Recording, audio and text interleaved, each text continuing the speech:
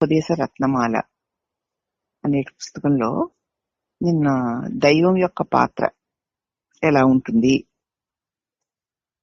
ఈ జీవితంలో ఈ మోక్షం పొందాలనేటువంటి ఈ ప్రయత్నంలో దైవం యొక్క పాత్ర ఏమిటి అన్నప్పుడు, సంకల్పరహితుడై నా భగవంతుని సన్నిధిలో లెక్కలేనన్ని కర్మలకి అధీనుడగుచున్న జీవులు అనేక మార్గాల్లో తమ కర్మానుసారం తిరిగి వేసారి తర్వాత అది నిష్ప్రయోజనమని గ్రహించి వైరాగ్యంతో అంతర్ముఖులై ముక్తిని పొందుతారు.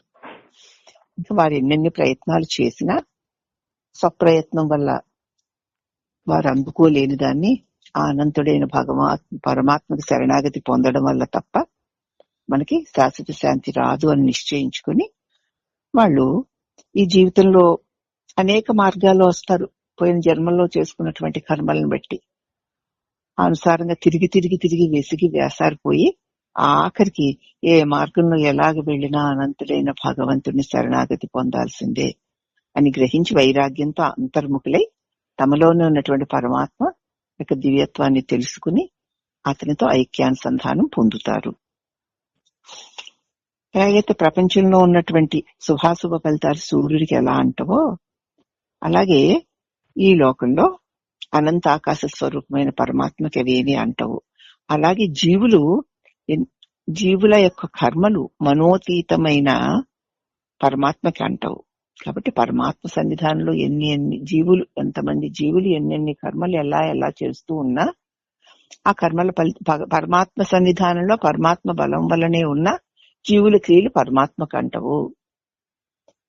అలాగే ఈ జీవుడు కూడా తన స్వరూపము ఆ చిదాకాశ పరమాత్మే అని తెలుసుకుని ఆ పరమాత్మ యందు నిలిచి ఉంటే అతడి దేహేంద్రియ మనోబుద్ధుల వ్యవహారాల యొక్క ఫలితాలు కూడా అతడికి అంటవు అని దీని అర్థమమ్మా.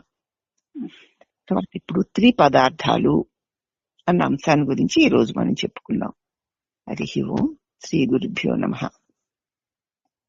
ఈ జీవుడెవడు? సమస్య జీవుడికే కదా, ప్రపంచానికి సమస్య లేదు. ప్రపంచం వచ్చి నాకు ఈ సమస్య ఉందండి, నాకు ఈ సమస్య తీర్చండి, నేనేం చేయాలని అడగదు మనల్ని. పరమాత్మకి కూడా సమస్య లేదు. మధ్యలో పరమాత్మకి ప్రపంచానికి మధ్య ఉన్న జీవుడికే కదా సమస్య. ఈ సమస్యతో ఈ సాధననో వేదననో సతమతమవుతున్న జీవుడెవడు అని గనక పట్టుదలతో విచారిస్తే నిజానికి జీవుడంటూ ఎవ్వరూ లేరు అని, శివుడే అంటే ఆత్మయే అని అనుభవం అవుతుంది. ఈ బాధపడేవాడు, ఈ సాధనలు చేసేవాడు, ఈ సుఖ దుఃఖాది అనుభవాలు పొందుతూ ఉండేవాడు, జన్మ మృత్యువులు పొందేవాడు, వీడినే కదా జీవుడు అంటారు. వీడికే కదా సాధనల యొక్క అవసరం. లేకపోతే లోకంలో నుంచి వచ్చే సుఖాల అనుభవాల కోసం తాపత్రయం వీడికే కదా. దుఃఖాలు రాకుండా ఉండాలి అనేటువంటి తాపత్రయం కూడా వీడికే కదా. వాడి తాపత్రయాలు తీర్చుకోవడానికి ప్రయత్నం చేసేదానికంటే ముందు సద్గురు ఏమంటున్నారంటే, వీడెవడు అసలు,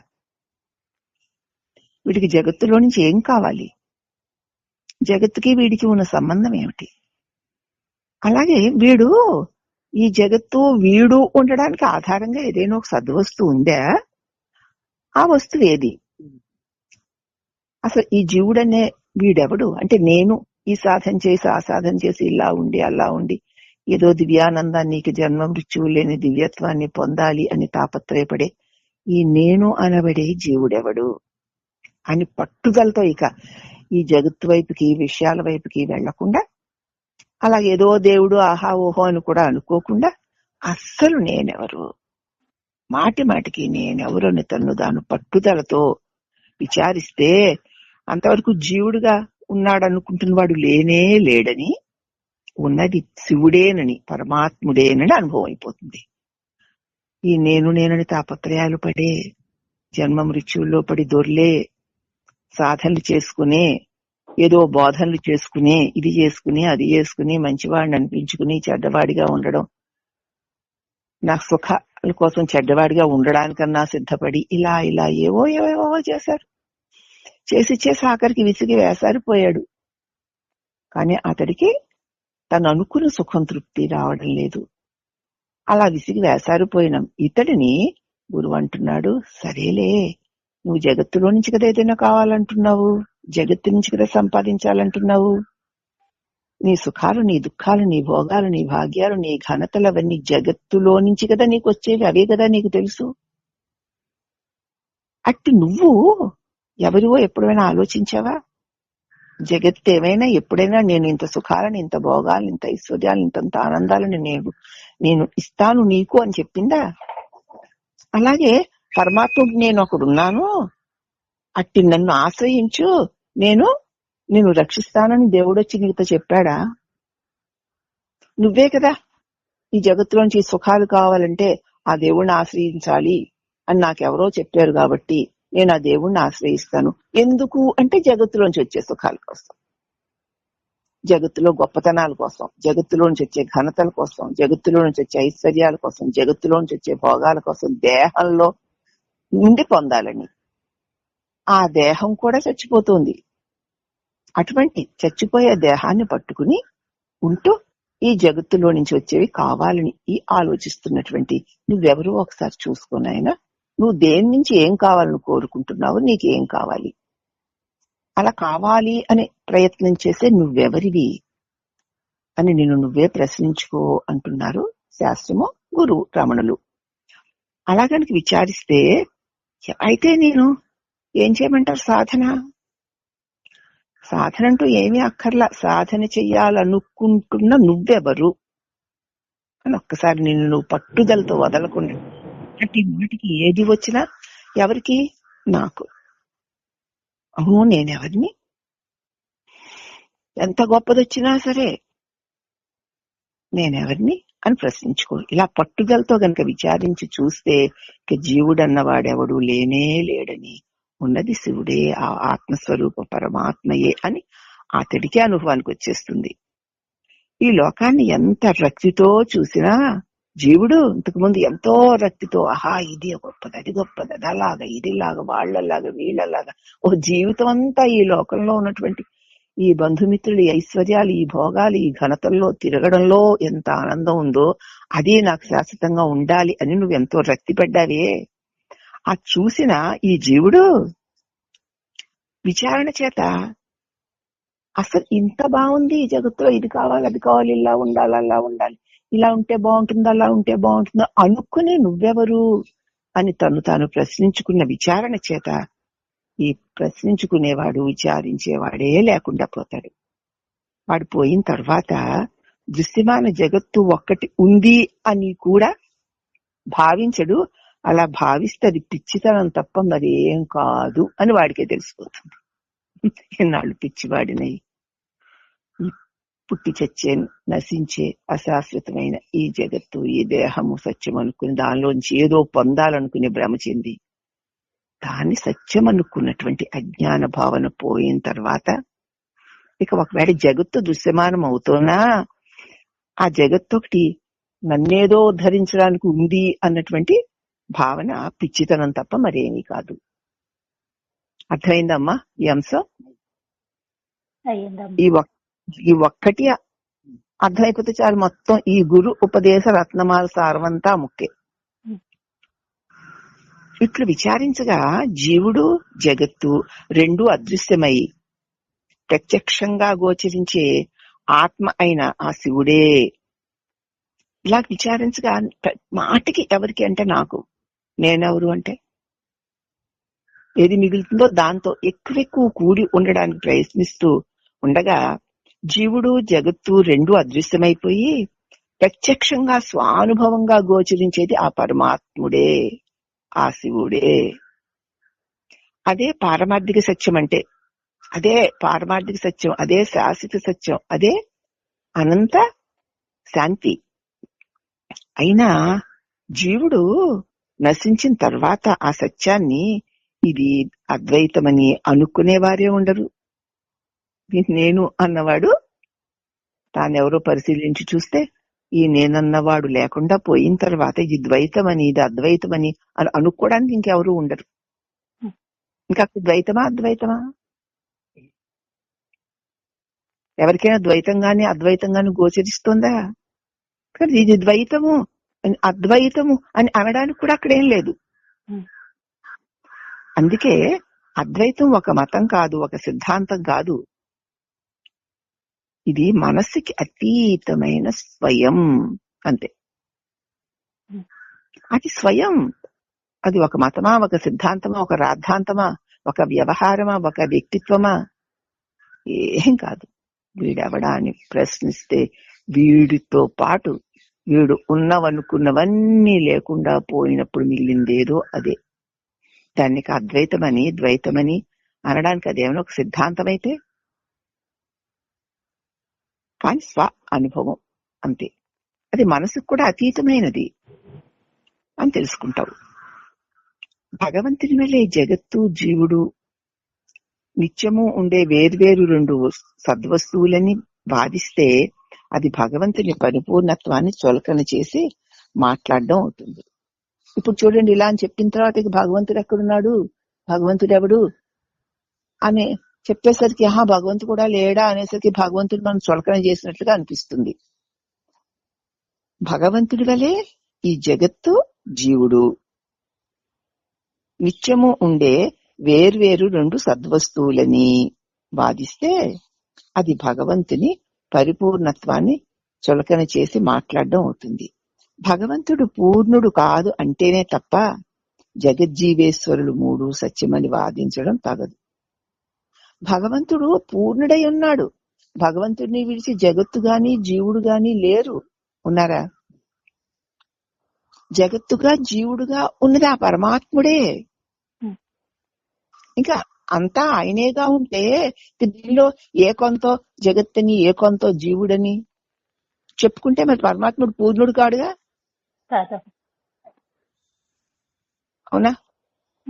పూర్ణం మనము బూరెలు చేసుకుంటామండి. పూర్ణము లోపల ఉన్న పూర్ణంలో ఆ పప్పు, ఆ పంచదార, బెల్లము, అది ఆ యాలకుల పొడి అవన్నీ కలిపిన ఉండని పూర్ణం అంటారు. విడదీసి చూడండి. ఇది శనగపప్పు అండి, ఇదేమోను బెల్లం అండి, ఇదేమో యాలకుల పొడి అండి అనేది తీసేయండి. తీసేస్తే పూర్ణం ఉంటుందా? అలాగే జగత్తు జీవుడు ఈశ్వరుడు కలిపి ఒక పూర్ణమైన సద్వస్తువ. విడివిడిగా చూడకండి, విడివిడిగా లేరు. పూర్ణంలో బెల్లము మరి పప్పు ఆ యాలకుల పొడి విడివిడిగా లేవు, కలిపి పూర్ణం కదా. కలిపి పూర్ణం కదూ, అందుకే పూర్ణం అని పేరు వచ్చింది. మనం ఏంటంటే ఇదేమో జగత్తండి, నేనేమో జీవుణ్ణండి, ఆయనేమో దేవుడండి, ఆ దేవుడేమో నా నిండాను జగత్తు నిండాను ఉన్నాడండి అని అర్థం చేసుకుంటాం. అలా విడిగా లేదు, అలా విడిగా లేదు. బెల్లంలో తీపిను కదా, నిప్పులో వేడి, సూర్యుల్లో వెలుగు, నీటిలో చలువ వేరువేరుగా ఉన్నాయా? లేవుగా. అలాగే జగత్తులో జీవుడు ఈశ్వరుడు అంటూ వేరుగా ఏమీ లేరు. ఈశ్వరుడు జగత్తు జీవుడు అని వేరువేరుగా లేరు. మూడు కలిపి ఒకటే అయిన పరిపూర్ణ పరబ్రహ్మము అంతే. ఆ ఒక్క దానినే, ఆ ఒక్కటే. అక్కడ నువ్వు నేను వాడు వీడనేటువంటి రెండు మూడు లేవు అని గుర్తించి సదా ఆ ఏక వస్తువుతో అనుసంధానం కలిగి ఉండినప్పుడు జగత్తు జీవుడు ఈశ్వరుడు అంటూ వేరు కాదు, ఉన్నది ఒకే సత్పదార్థము. అదెవరు అంటే నేను అని చెప్పడానికి కూడా అక్కడ విడిగా ఎవడూ లేడు. అదే ఆత్మానుభవము అని చెప్తున్నారు. మా విర్రవీగుతున్న ఈ జీవుడు ఈశ్వరుడికి అన్యంగా ఒక ఆది వస్తువుగా ఉన్నాడని అంటే జీవుని కార్యాలు శివుని కార్యాలే అని చెప్పే పండితుల మాట అనుభవంతో కాకుండా కేవలం వారు కల్పించి చెప్పిన మాటలే అవుతాయి. ఈ జీవుడుగా ఉండి ఈ జీవుడు నేను చేస్తున్నాను అనుకున్నటువంటి క్రియలన్నీ జీవుడివి కావు, పరమాత్ముడివే.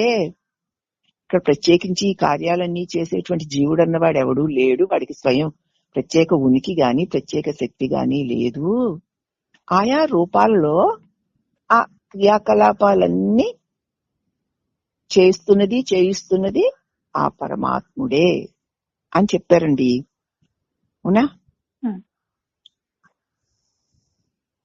అయితే భగవంతుల్లాగానే ఈ జగత్తు జీవుడు నిత్యము ఉండే వేర్వేరు సద్వస్తువులను వాదిస్తే మరి భగవంతుడి పరిపూర్ణత్వం చులకం చేసినట్లు అవుతుంది కదా.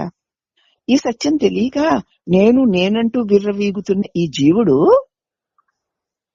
ఇప్పుడు మనమే కదా, నేనేం విర్రవీగట్లేదండి, ఎంతో అనుకుగా భక్తితో ఉన్నానమ్మా అంటుంది రోహిణి. ఇలా నేను అన్నావంటే విర్రవీగడమే. నేను అంటే చాలు, ఇలా అలా కాదు, నేను అంటే విజృంభించి విర్రవీగడమే. అందుచేత విర్రవీగుతున్న ఈ జీవుడు ఈశ్వరుడికి అన్యంగా ఒక ఆది వస్తువుగా ముందు వీడే ఉన్నాడు అంటే మరి చెప్పుకుంటున్నాం కదా మనం, నేనుంటేనే కదా జగత్తు ఈశ్వరుడును, నేను లేకపోతే జగదీశ్వరుడు లేరు కదా అని చెప్పుకుంటున్నాంగా. జగత్తుకి ఈశ్వరుడికి నేనే మూలం అని చెప్పుకుంటున్నాంగా. నేను లేకపోతే జగదీశ్వరులు కూడా లేరు అంటున్నాంగా. అలా కనుక విర్రవీగామనుకో అంటే సరి అయిన అవగాహన లేక, అప్పుడు ఈశ్వరుడికి అన్యంగా ఒక ఆది వస్తువుగా తనున్నాడని అంటే జీవుని కార్యాలు శివుని కార్యాలే అని చెప్పిన పండితుల మాటలు అనుభవాలు కూడా కేవలం అబద్ధాలు అయిపోవు. పండితుల యొక్క మాటలు, శాస్త్రం యొక్క మాటలు, ఆ జ్ఞానుల యొక్క అనుభవాలు కూడా అబద్ధాలు అయిపోతాయిగా.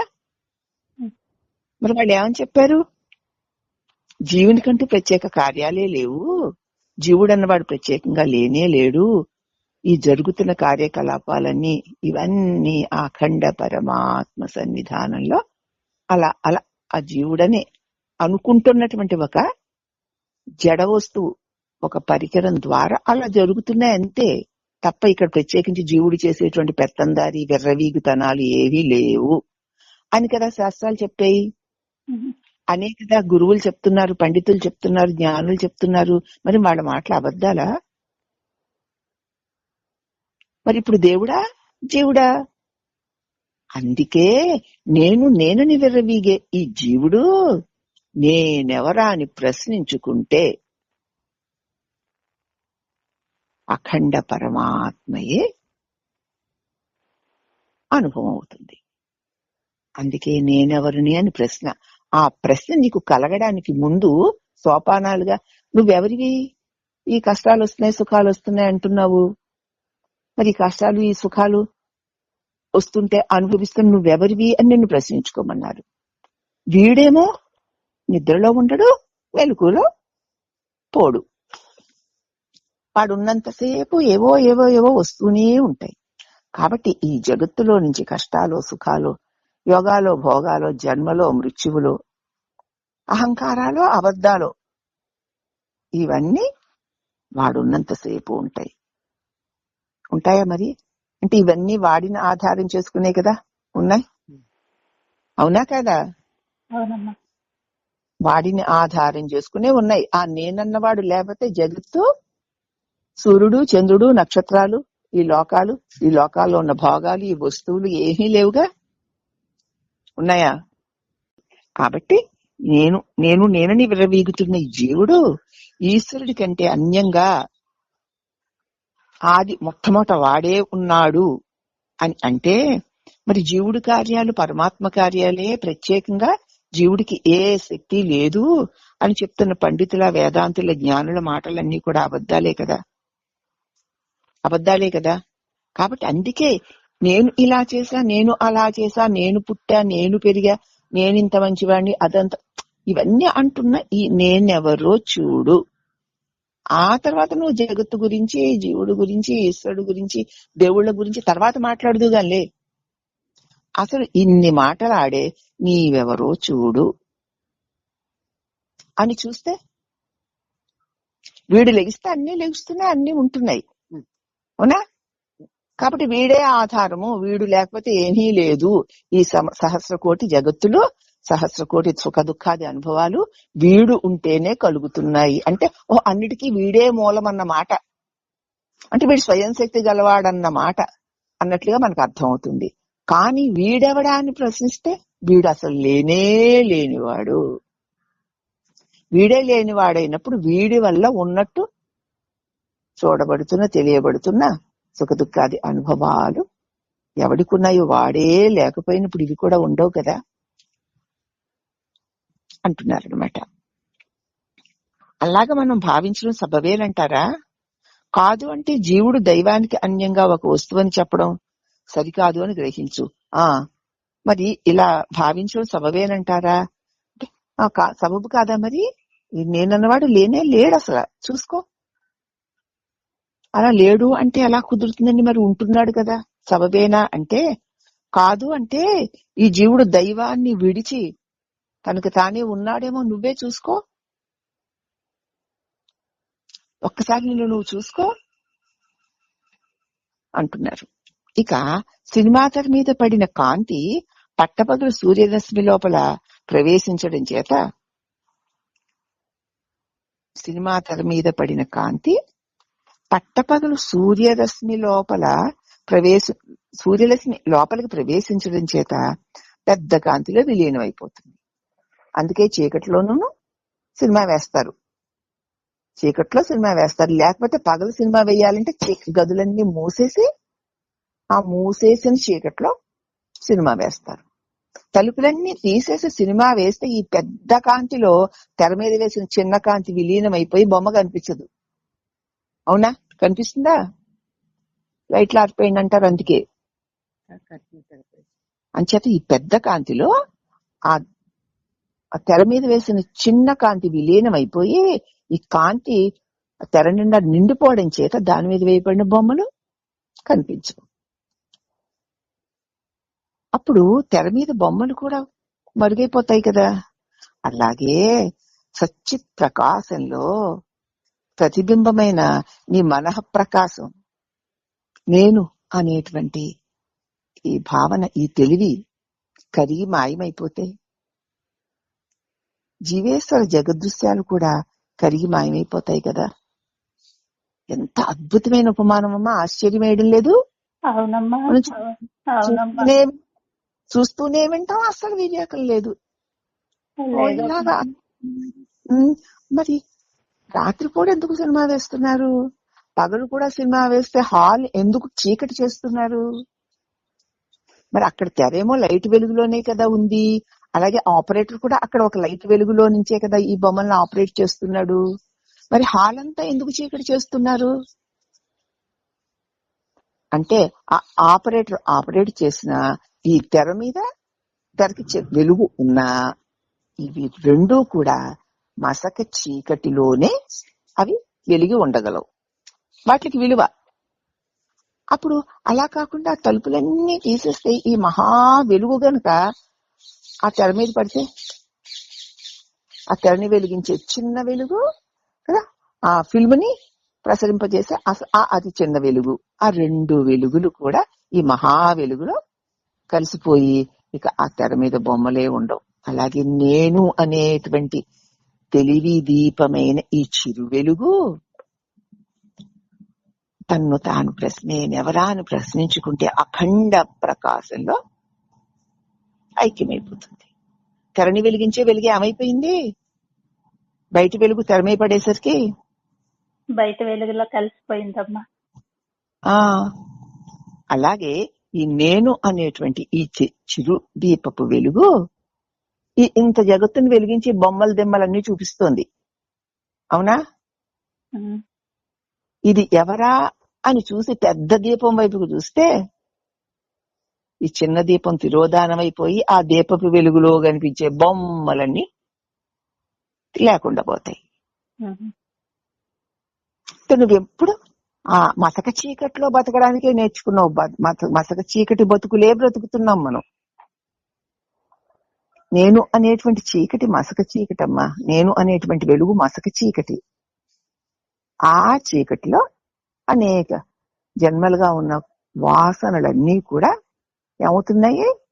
వెలుపల జగత్తు రూపంలో కనపడుతున్నాయి.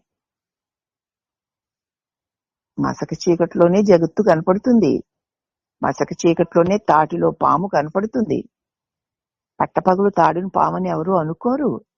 అలాగే ఈ నేను అని లేచిన ఈ చిరు అహంకారపు దీపం వెలుగులోనే నేను, నాది, అది, ఇది అంటూ ఈ దేహాలు, ఈ లోకాలు ఇవన్నీ రకరకాలుగా కనిపిస్తున్నాయి. మాయా కల్పిత దేశ కాల కలన వైచిత్య చిత్రీకృతం. ఈ నేనన్నవాడి వల్లనే ఇవన్నీ కలుగుతూ ఆ నేనన్నవాడు మాయావి.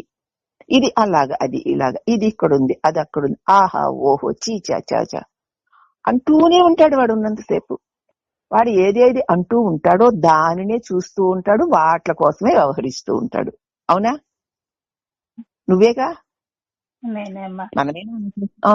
వాడు అలాగ ఉన్నంతసేపు మాయావి చూపించినటువంటి ఆ ఇంద్రజాలం లాగా వాడు చూపిస్తున్నంతసేపు ఇంద్రజాలం సత్యం అనిపిస్తున్నట్లు ఈ నేనన్నవాడు తన చిరు వెలుగులో వాడి మనోభావాలన్నిటినీ వేసి చూస్తూ ఉన్నంత వరకు, చేస్తున్నంత వరకు ఇది సత్యమే అనిపిస్తుంది. ఇంత మాయ చేసి ఇంత చూపిస్తున్న ఈ నేనెవరా అని చూస్తే దానికి ఆధారమైన అఖండ తేజస్సు. ఆ తేజస్సులో ఈ చిన్న నేను అనే వెలుగు దీపం అనంత దీపం అయిపోతుంది.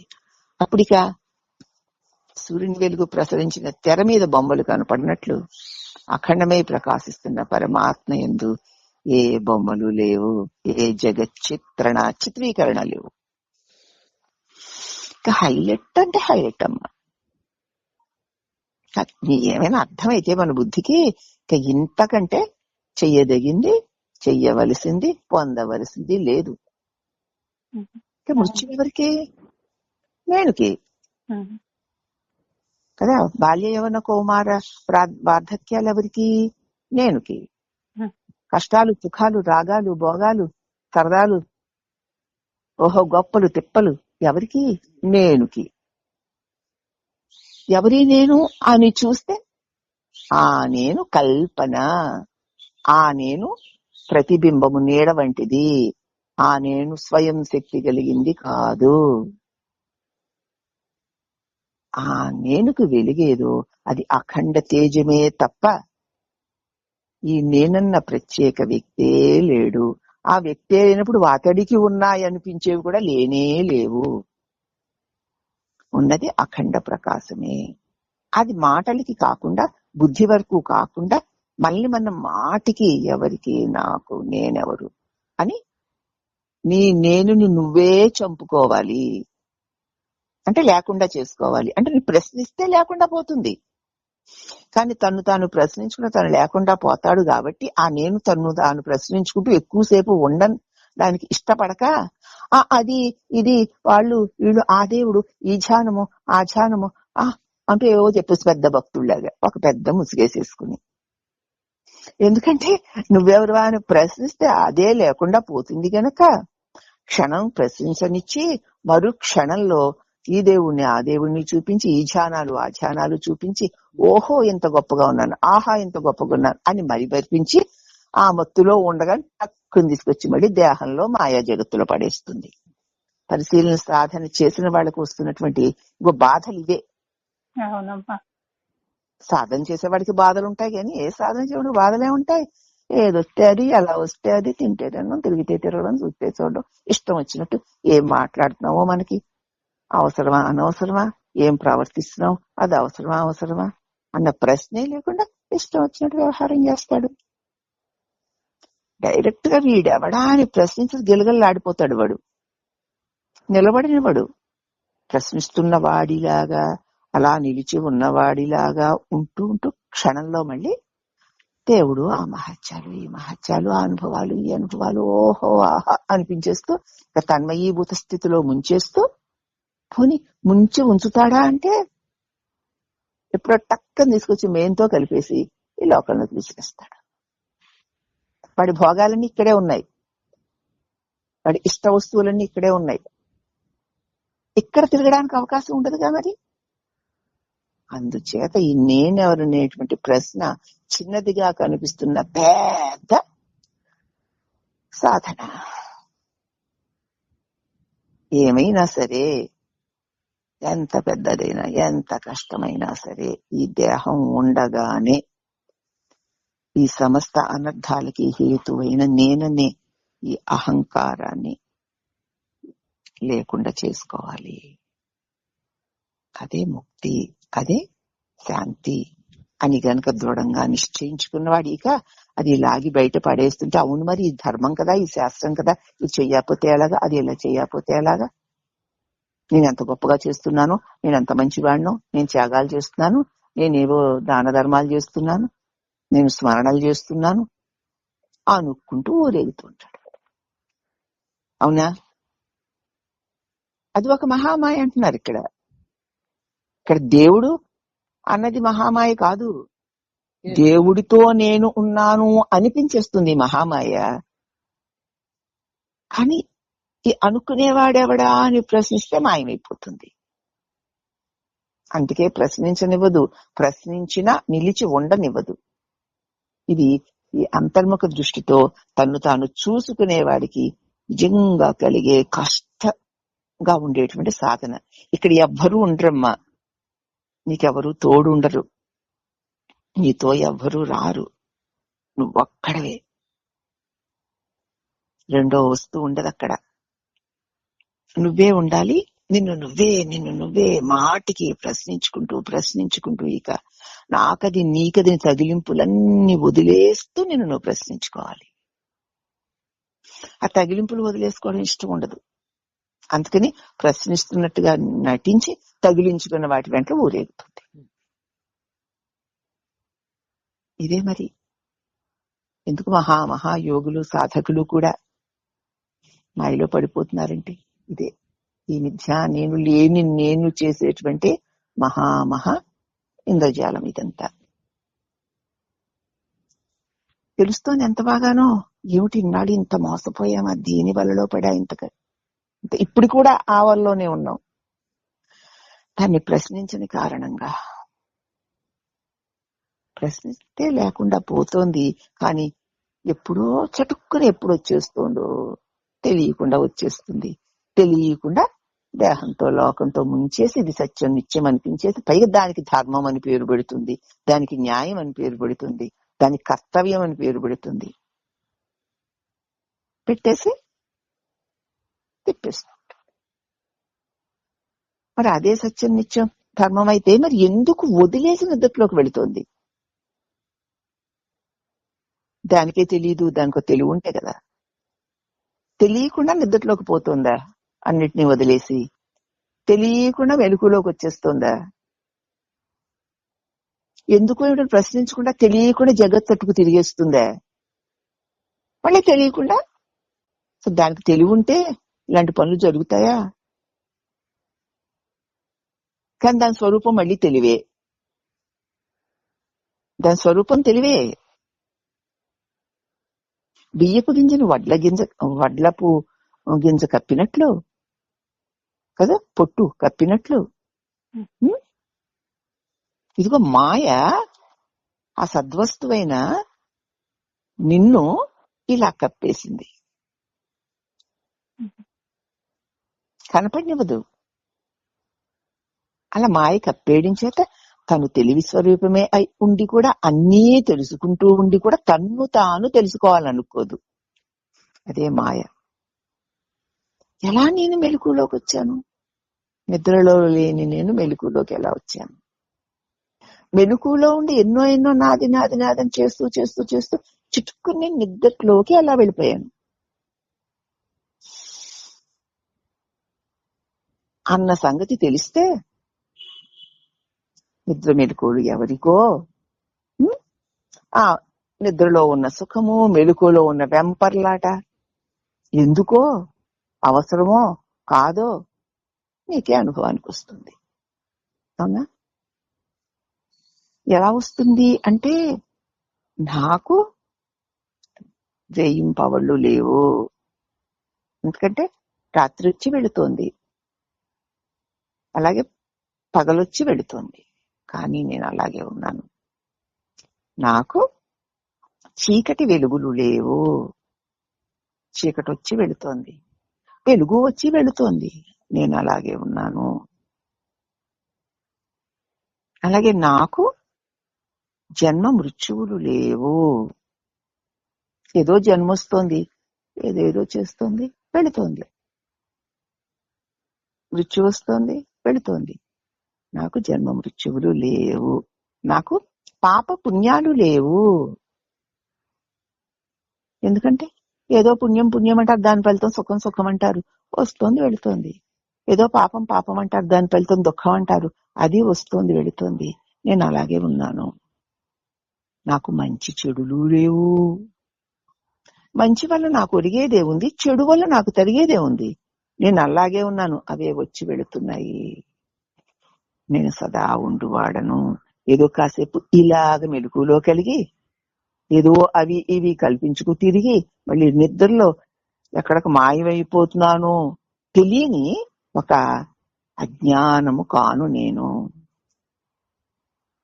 అన్నిటినీ వెలిగించు వెలుగు నేను.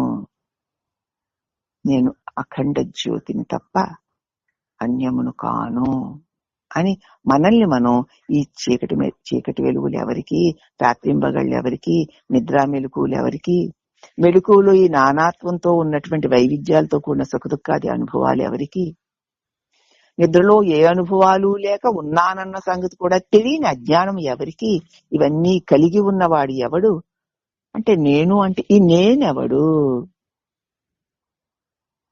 అంటే నేనన్నవాడు లేనే లేడు. ఏవో ఇవి వస్తూ పోతూ ఉంటాయి అన్న అనుభవం మాటి మాటికి మనకి స్థిరపడుతూ పోతే ఈ కల్పనలన్నీ కళ్ళలే అని సంగతి మనకి తెలుస్తుంది. ఇదమ్మ ఇక్కడ ఏం చెప్తున్నది. ఈ విధంగా సద్వస్తువు ఏకమై ఉండడం చేత జగజ్జీవేశ్వరుడనే త్రిపదార్థాలు ఉన్నట్లు మతాలన్నీ అవునని మొట్టమొదటి అంగీకరిస్తాయి. పరమాత్మ ఏకవస్తువే, సద్వస్తువు ఏకమై ఒక్కటే ఉంది. ఇప్పుడు ఇవన్నీ అవి వచ్చి వెళుతున్నాయి గాని అవి ఏవీ లేని ఏక వస్తువు నేను తెలిసింది కదా. ఇప్పుడు మనకి తెలియడం ఏమిటి, అనుభవం కూడా కలిగింది. అవునా? కలిగిందమ్మా. ఏకవస్తువు అవడం చేత కలిగిందని ఆ అనుభవాన్ని అలా ఉంచుకో. తర్వాత జగత్తు, జీవుడు, ఈశ్వరుడు అని 3 పదార్థాలు ఉన్నట్లుగా పండితులు శాస్త్రాలు చెప్తున్నాయి కదా.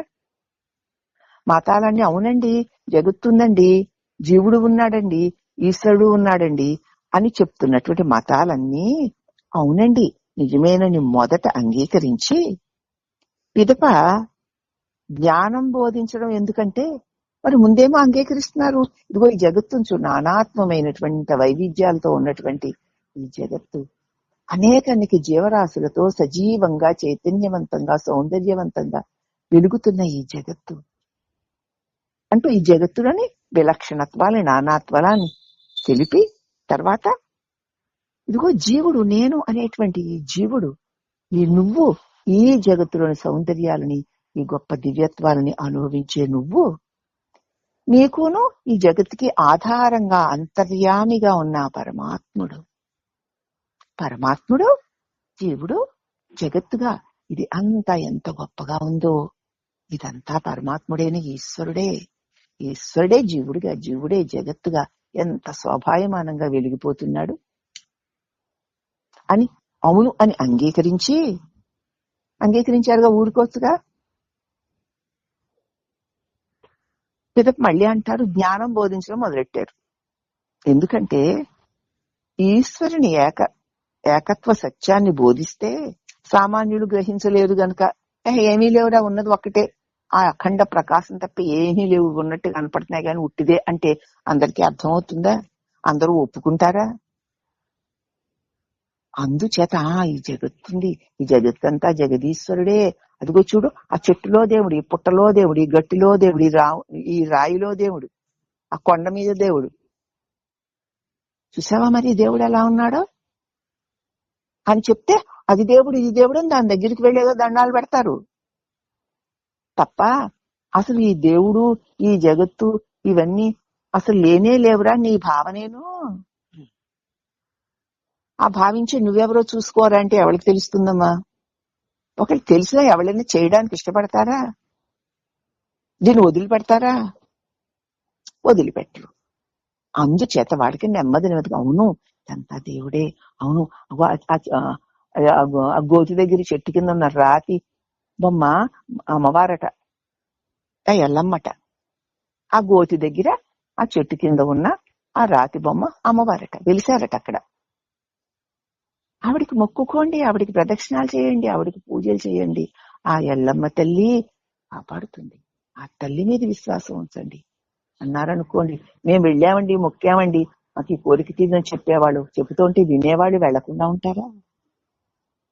వీళ్ళు వెళ్లి ప్రార్థిస్తే మరి ఆ చెట్టో తెలీదు, ఆ ఎల్లమ్మ రాతి రూపంలోని ఎల్లమ్మ తల్లి అనుగ్రహమో తెలియదు, కానీ వీళ్ళ కోరికలన్నీ తీరుతూ ఉంటాయి. తీరుతున్నాయి కదా. ఇంకా మరి ఈ రాయి దేవుడు, ఆ చెట్టు దేవుడు, ఆ పుట్ట దేవుడు, ఆ ఎక్కడో గట్టి మీద దేవుడు, గుళ్ళో దేవుడు, కొండ మీద దేవుడు అనేటువంటి విడివిడిగా ఎక్కడో ఏదో ఒక నామ రూపాలని చూపిస్తే వాటిని పట్టుకుని అవే సత్యాలనుకునేటువంటి వాళ్ళందరూ కూడా ఇవేమీ అసత్యాలేరా, ఊరికే నువ్వు అలా అనుకుంటున్నావంటే, అనుకునే నువ్వే అబద్ధం అంటే ఎవరమ్మా ఒప్పుకుంటారు? ఇప్పుడు దాకా మనం ఒప్పుకోం కదా, ఏదో ఇప్పుడు కాసి జ్ఞానోదం అవుతోంది కనుక. అందుచేత ఏకత సత్యానుభూతి సామాన్యులు కొంచెం కూడా గ్రహించరు, సరికదా అగ్రహణం చేసుకుని అఖండ సత్య జ్ఞానాన్ని అపహాస్యం కూడా చేస్తారు. కాబట్టి బహిర్వస్తువులైన జీవులకి అనుగుణంగా చెప్పాల్సి వచ్చింది. ఇంద్రియాలను పట్టుకుని, లోకాలను పట్టుకుని ఈ దేహంతో ఈ జగత్తు నుంచి వచ్చేటువంటి సుఖాల భోగాలు అనుభవాలు కావాలని తాపత్రయపడే వాళ్ళ కోసం అలా చెప్పాల్సి వచ్చింది అంటున్నారు. వివరణ ఏమిటంటే, భగవాను శ్రీ రమణులు ఉన్నది నలుబదులో 2వ పద్య భావం ఇక్కడ మనం అన్వయించుకోవాలి. ఎలా అంటే, ప్రారంభంలో అవును మంచిదే అని ఉపదేశం, అవునవును, ఆహా ఆ దేవత అండి చాలా గొప్పదట, అందరూ వెళ్తున్నారు, మంచిదేనండి, అలా ఆశ్రయించుకోండి, అలా సేవించుకోండి అని ఉపదేశించి తర్వాత గ్రహించేవాడి మానసిక పక్వస్థితిని బట్టి నెమ్మదిగా కాదు అని మార్చి ఉపదేశించడం వల్ల, అలా ఉపదేశించడం సకల గ్రంథాల రీతి, సకల మతాల రీతి. ముందు అలాగే చెప్పాలి, ఎందుకంటే దీనిలోనే పడి ఉన్న వాళ్ళకి అది అబద్ధమో, అది అనిత్యమో, అసుఖమో అని చెప్తే ఎక్కదు. ఒక రోజంతా ఏకాహం చేయండి, రామ రామ రామ అని భజన చేయండి. ఆ భజన వల్ల మీ బాధలన్నీ పోతాయి అంటే 10 మందిని ఏర్పరిచి భజన చేస్తారు రాత్రి తెల్లవారు. మేము భజన చేసుకున్నాం కదా, మా బాధలు పోతాయి. ఎందుకంటే రామభజన మాటలా, రామభజన చేశాము అంటే మా పాపాలన్నీ రాలిపోయి మాకు బాధలన్నీ పోతాయి. అందుకే చేసాం, మేము చేశామంటే మాకు పోయాయి, మీరు కూడా చేయించుకోండి అంటారు. అవునా? నిజంగా పోతాయి కూడాను. ఎందుచేత? భావన బల పోతాయి అన్న భావన యొక్క బలం వల్ల పోతాయి. ఇది ఇలా ఉంటాయి, ఇలా ఉన్నాయి అన్న భావన వల్ల ఈ జగత్తంతా ఇలా ఉన్నట్టు నీకు కనిపిస్తోంది. ఇది కూడా భావనా బలమే. ఈ జగత్తు సత్యము అన్నది కూడా భావనా బలం వల్లనే సత్యంగా కనిపిస్తోంది. అలాగే ఈ జగత్తులో ఇది దేవుడు, అది దేవుడు అనేటువంటి భావన బలం వల్ల ఆ దేవత నుంచి నీకు అనుగ్రహం కలుగుతుంది. అంటే అనుగ్రహం కలగడానికి జ్ఞానులు ఏమని చెప్తారంటే, నీ భావనా బలమే ఆ అనుగ్రహానికి కారణం అంటారు. ఆ చెట్టో పుట్టో కాదురా, నీ భావనా బలం అనుగ్రహానికి, మళ్ళీ లోపలికి వెళ్తున్నాం చూడండి మనం, అనుగ్రహానికి కారణం. అలాగే అనేక జన్మలుగా ఏ దేహం ఉంటే ఆ దేహం నేనని, జగత్తు సత్యం అనేటువంటి భావనా బలం దట్టంగా ఉండడం చేత ఈ జగత్ సత్యత్వ భ్రాంతిని మనం వదలలేకపోతున్నాం. ఇది కూడా భావనా బలమే. అవునమ్మా. దీని బలం, దీని పట్టు ఉండబట్టి మాటికి ఇదెవరు నేనెవరు అని ప్రశ్నించుకుంటే ఏమీ లేని దానిలో ఉండలేక ఈ భావన బలం దీనిలోకి లాగేస్తుంది మనల్ని. ఇప్పుడు ఎవరు లాగుతున్నారు? నీ భావనా బలమే. ఎందుకంటే వచ్చి పడిపోతున్నావు, నీ భావనా బలం అంత అలాగే. ఈ దేహం నేను, ఇది సత్యం, ఈ లోకం సత్యం, ఇది ఇంత బాగుంది, అంత బాగుంది, దీనిలో చదివిస్తే బాగుంటుంది, ఇది వస్తే బాగుంటుంది అన్న నీ భావన బలం వల్ల ఈ జగత్తు సత్యమైపోయి, నేను అన్న భావన కూడా సత్యమైపోయి దీనిని నువ్వు వదలలేకపోతున్నావు. కానీ ఇది నా భావనే. నా భావన ఎంత బలంగా ఉంటుందో అంత బలంగా దానికి అనుగుణమైన దానికి నేను ఏడవబడుతున్నాను. అర్థమైందా మరి? అయిందమ్మా. మరి ఇప్పుడు ఇది భావనేనా, ఇది భావన, అమ్మో ఇది కల్పన అంటే ఒప్పుకోం. కానీ నేను అన్న భావన తర్వాత కలిగిన అనేక భావనలే కదా ఇవన్నీ. అవునా కదా? అవునమ్మా. నేను అన్నదే ఒక భావన, ఆ భావనకి కలిగిన అనేక భావనలే కదా ఇవన్నీను. నేను అన్న భావన వల్ల కలిగిన అనేక భావనలన్నీ సత్యాలు అనుకుంటున్నామంటే ఈ నేను సత్యాన్ని అనుకుంటోంది. పోనీ నిత్యమా నిత్యమా అంటే అది ఒక భావనేను. అది అప్పుడు ఇదెవరు అని చూసేది భావనే గనక లేదమ్మా. నేను అనే తొలి భావన, నేను అది ఇది అనే అనేక భావనలతో విజృంభించి ఈ జగత్తు సత్యత్వాన్ని దాని భావనా బలమే దృఢపరుస్తోంది. నిజంగా వైరాగ్యంతో ఇది ఎవరు, ఇది సత్యమేనా, ఇది నిత్యమేనా, అసలు నేనెవరు అని తన్ను తాను మళ్ళీ మళ్ళీ మళ్ళీ మళ్ళీ అది ఏది చెప్పినా నేనెవరనేటువంటి ప్రశ్నని నిరంతరం వదిలిపెట్టిన పట్టుదలతో గనక చూస్తే దాని భావన బలవంతా సన్నగిల్లిపోయి ఈ నేనే మిథ్య గనక నేనుతో కూడిన సమస్తము మిథ్య అయిపోతాయి. పుట్టిన ఏదో మాటలు చెప్పట్లేదు. అవునమ్మా, మాకు కూడా తెలుస్తుందమ్మా. కాబట్టి అందుకే మతాలు శాస్త్రాలన్నీ ముందు అంగీకరించినట్టుగా చెప్పి తర్వాత జ్ఞానం బోధిస్తూ ఉంటాయి, లేకపోతే సామాన్యులు గ్రహించలేరు గనక. కాబట్టి బహిర్వర్తనులే బాహ్యంగానే ఈ జగత్తులోనే తిరిగేటువంటి జీవులకు అనుగుణంగా చెప్పాల్సి వచ్చింది ఇవన్నీను. భగవాన్ శ్రీ రమణుల ఉన్నది నలుబదిలో 2వ పద్య భావంలో ఇక్కడ మనం అన్వయించుకోవచ్చు. ప్రారంభంలో అవును మంచిదే అని ఉపదేశించి తర్వాత గ్రహించే వాని మానసిక పక్వస్థితిని బట్టి కాదని మార్చి ఉపదేశించడం సకల మతాల సకల శాస్త్రాల పద్ధతి. ముందు అవునని అంగీకరించి తర్వాత నెమ్మదిగా వాడికి పక్వత కలిగే కొద్ది ఇది కాదు కదా, ఇది కాదు కదా, చూడు ఇది ఉందా, ఇది కాదు కదా, ఇది కాదు కదా, ఒక్కొక్క దాన్ని నెమ్మదిగా కాదంటూ గురు బోధ చేత దాన్ని వాడే తెలుసుకుని వదిలేసుకునేలాగా చేస్తుంది శాస్త్రం. ఆ వదిలేసాక ఇంకేం మిగులుతుంది? అఖండ సత్యమే అని చెప్పు. అదే ఈ త్రిపుటి యొక్క వ్యవహారం ఇలాంటిది అని చెప్పి ఇప్పుడు తిరోధానము, పరులను హింసించి పరుల చేత హింసింపబడి లెక్కలేని జన్మలలో జీవులు పొందిన దుఃఖ సంఘటనలు జ్ఞాపకాలు మనస్సులో లేకుండా పోయే మరుపు భగవంతుని అనుగ్రహమే అని గ్రహించు. పరులను మన బాధలు వస్తున్నాయంటే ఎప్పుడో ఎవరినో హింసించాం, లేకపోతే మనకి ఈ బాధలు రావు. పరుల చేత హింసింపబడి ఇతరుని హింసించాం, ఫలితంగా ఇప్పుడు హింసపడుతున్నాం. అవునా? అలాగే ఇతరుల చేత హింసింపబడ్డాం కదా, వాళ్ళు మనని బాధ పెట్టారు, ఆ బాధ పెట్టిన ఫలితంగా మనం వాళ్ళని బాధ పెట్టాం. దానివల్లనే సుఖ దుఃఖాలు వస్తున్నాయి.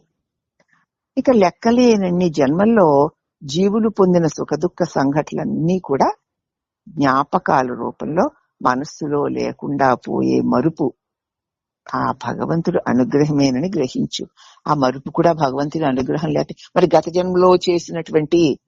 జన్మలో నువ్వు ఏ శరీరానివో ఏ పాప పుణ్యాది కర్మలు చేశావో, నీకు సంబంధించిన బంధుమిత్రులు ఎవరో, నువ్వు ఎవరి పట్ల రాగాలు ద్వేషాలు పెట్టుకున్నావో, ఆ ద్వేషాలతో ఎవరినెవరు హింసించావో, నీ మీద ద్వేషంతో ఇతరులు ఎవరు నిన్ను హింసించారో అవన్నీ ఇప్పుడు నీకు తెలుసా? తెలీదమ్మా. అది భగవంతుడు దయతో ఇచ్చిన మరుపు. నువ్వు మరిచిపోయావు గాని ఆ ఫలితాలు అక్కడ అలా ఉన్నాయి మూటలుగా. ఇప్పుడు అవే పంపిస్తున్నాడు నీకు. అర్థమవుతుందా? అవుతుందమ్మా. ఆ భగవంతుని అనుగ్రహం లేకపోతే ఆ మరుపు లేకపోతే ఇప్పుడు 1,000 కోటి జన్మలు వెనక్కి వెళ్తే ఎంతమంది తల్లులో, ఎంతమంది తండ్రులో, ఎంతమంది బంధువులో, మిత్రులో, ఇష్టులో కష్టాలో, సుఖాలో, పాపాలో, పుణ్యాలో, ఏ దేహాల్లో ఏమేం చేసామో అన్ని గను గుర్తొస్తే ఉమ్. ఏమైపోతావు నువ్వు? అందుకే దయతో భగవంతుడు ఇచ్చిన మరుపు ఆయన అనుగ్రహమే అని గ్రహించి మర్చిపోయావంతే, సుఖంగా ఉన్నావు. అలాగే గతంలో నువ్వు గుర్తు బుద్ధి కలిగి ఇప్పుడు వరకు జరిగినటువంటి గతంలో అనేక సంఘటనలు జరిగాయి. ఎన్నని గుర్తుపెట్టుకుంటా? మరి ఇవే మర్చిపోతున్నావు కదా. గుర్తున్నవేమో వచ్చి గుచ్చుతున్నాయి, గుర్తులేనివి లేకుండా పోతున్నాయి. గుర్తున్న వల్ల లేచొచ్చి గుచ్చేస్తున్నాయి. దానికి తగినట్లుగా మరి ప్రపంచ వ్యవహారం చేస్తున్నావు. గుర్తు లేనివన్నీ లేకుండా పోతున్నాయి. ఇప్పుడు ఈ జన్మలోవే గుర్తు లేకుండా పోయేవి కొన్ని, గుర్తుండి వచ్చి గుచ్చుతున్నవి కొన్ని. ఇంకా గత జన్మలు ఎన్నున్నాయో గుర్తు లేదు కాబట్టి బతికిపోయావు అంటున్నారు. ఈ జన్మలో సంభవించిన, ఇప్పుడు సంభవిస్తున్న కొన్ని దుఃఖ సంఘటనలు మనసులో తలంపుల రూపంలో రేపే జ్ఞాపకమే కదా. ఇప్పుడు అదే చెప్తున్నారు ఆయన. ఇప్పుడు ఈ జన్మలో సంభవించిన, జరిగిన, ఇప్పుడు జరుగుతున్న కొన్ని దుఃఖ సంఘటనలు ఉన్నాయి కదా మనకి. గతంలో కొన్ని జరిగాయి, ఇప్పుడు కూడా కొన్ని జరుగుతున్నాయి. ఆ సంఘటనలు మనస్సులో తలంపుల రూపంలో రేపే జ్ఞాపకమే వారి జీవితాన్ని దుఃఖమయం చేస్తుంది. అవి గుర్తొచ్చేసి అలాగైంది, ఇలాగైంది, అందుకైంది, ఇందుకైంది, ఇప్పుడు ఇలా అవుతుందేమో, అలా అవుతుందేమో అని ఆ జ్ఞాపకాలే జీవితాన్ని దుఃఖమయంగా చేస్తున్నాయి. ఇప్పుడు హాయిగా తిని కూర్చున్నావు, సుఖంగా ఉన్నావుగా. ఎప్పుడెప్పుడో తలుచుకుని గిల్లుకుని గొల్లుకుని రేపు ఇలా అయిపోతుందేమో ఒల్లుకుని ఎందుకుంటావు? అదిగో అదే దుఃఖం. ఆ జ్ఞాపకాలే నీకు దుఃఖానికి కారణం తప్ప అసలు నీకు దుఃఖం లేదు. వచ్చినాయి అలా వచ్చాయి, ఆ వచ్చిన వల్ల పోయాయి. మళ్ళీ వాటిని ఎందుకు గొల్లుకుంటావు? రేపు ఇలా అవుతాయేమో నువ్వు ఊహించి ఇప్పటి నువ్వు ఎందుకు బాధాకరం చేసుకుంటున్నావు? కాబట్టి మరుపే అందరూ ఆశించదగ్గింది. గతంలో ఏదో జరిగిందా వదిలేయి, ఇప్పుడు ఏదో జరుగుతుందా ఏమోలే అని వదిలేయి, రేపు జరుగుతుందా ఏమో మనకెందుకు అని వదిలేయి. అంతే, ఇదే వేదాంతం. నాకెందుకు, ఏదో జరిగింది లేండి, ఇప్పుడు అది ఉందా లేదుగా. ఇప్పుడు ఏదో జరుగుతుంది నా ప్రమేయం ఏమీ లేకుండా, అది జరిగిపోతుంది. రేపా నాకేం తెలుసు, అయినా నాకెందుకు అని విడిచి ఉండుటే సాధన. ఇప్పుడు తెలిసిందా? తెలిసిందమ్మా. శాంతిగా ఉండటం అంటే ఇదే అమ్మా. ఆ మరుపే అందరూ కోరుకునేది. మహా మహా ఔషధం. వివరణ ఏమిటంటే, గత జన్మల గురించి తెలుసుకునే శక్తి పొందాలని సాధకులు కొందరు కోరుకోవడం బుద్ధి తక్కువ పని. అసలు గత జన్మలో నాకేం జరిగింది, అతనంటే గత జన్మలో అదెవరో నటండి అక్కడెక్కడో హిమాలయాల్లో తపస్సు చేసుకున్నట్టు యోగిట తెలుసుకున్న వాళ్ళు ఇప్పుడు ఇక్కడెక్కడో పెంటల్లో తిరుగుతున్నటువంటి పురుగువి. వాడే మళ్ళీ వీడు. తెలుసుకుని ఏమిటి లాభం? అయ్యో ఇప్పుడు అలా లేనే అని ఏడుస్తావు, మరి ఉండగలవా? ఇప్పుడు పెద్ద యోగివి, గతంలో ఎంత దూర్తుడువో దుష్టుడువో, అయ్యో అప్పుడు ఎందుకు అలా ఉన్నానో అని మళ్ళీ ఏడుస్తావు. అవునా? గతాలు, ఆ గుర్తులన్నీ ఎప్పుడు దుఃఖ కారణాలే. కాబట్టి ప్రపంచం జీవితం రెండు తలంపులమయమే. ఈ ప్రపంచము తలంపులమయమే, జీవితము తలంపులమయమే. అయినా మొదటి తలంపు నేను, ఇది అనేది అహంకారం. మొట్టమొదట నేను అనగానే వాణి అనే కదా వస్తుంది. అనేది అహంకారానికి కలిగే ఇతర తలంపులు ఈ జీవితం. నాకు ఇలాగా, నాకు అలాగా, నేను అప్పుడు ఇలాగా, నేను ఇప్పుడు ఇలాగా, నేను ఇలా చేశా, నేను అలా చేశా, నేను ఇంత ఆనందంగా ఉన్నా, నేను ఇంత దుఃఖంగా ఉన్నా, నాకు అదేవో వాళ్ళ వల్ల సుఖం వచ్చింది, వీళ్ళ వల్ల దుఃఖం వచ్చింది అని అనేక అనేక తలంపులే, అహంకారానికి కలిగే తలంపులే ఈ జీవితం. అసలు ఏమీ అనుకోకయ్యా, ఈ మొదటి తలంపే మన ఆనందానికి శత్రువు అయిపోయింది. నేను ఇది అనుకున్నాను అంతే. ఆ నేను అన్న తలంపు రాకముందు ఎంత ఆనందంగా ఉన్నావు. నీ ఆనందానికి శత్రువు ఎవరు? నేను ఇది అంతే. ఇదేంటే దేహం కదా, అయిపోయిందంటే. శత్రువు నువ్వే కౌగిలించుకుంటున్నావు. నువ్వు కౌగిలించుకున్న ఆ శత్రువు నీకు ఎంతో ప్రీతి, ఎంత ప్రీతో ఇంక దాని మీద ఇంక చెప్పలేము. దానికోసం చెప్పరాని అకృత్యాలు చేస్తున్నావు. మరి నేను నువ్వు బంధించుకున్నావా, ఎవరైనా బంధించారా? అందుచేత దీని నుంచి లేచిన ఇతర తలంపుల్లో ఈ మొదటి శత్రువు అదేగా. దాని నుంచి లేచిన ఇతర తలంపుల్లో సుఖం ఎలా ఉంటుంది చెప్పు. కనుక శత్రువు వల్ల వచ్చినవన్నీ సుఖాలు ఇస్తాడా శత్రువు? కనుక జీవితంలో సుఖ దుఃఖాలు రెండు కష్టాలే అని తెలుసుకో. అందువల్ల కష్టాలను మరవడమే నిజంగా మనం ఆశించదగిందని భావం. గతం ఏది జరిగినా సరే దాన్ని వదిలే. ఇప్పుడు ఏది జరుగుతున్నా సరే ఆహా అని చూస్తూ ఉండు. రేపేం జరుగుతుందన్న ఊహకి తావివ్వకు. అంతే. నీ సుఖానికి ఏ అడ్డంకు లేదు. నువ్వే ఈ అడ్డంకులు వేసుకుంటున్నావు.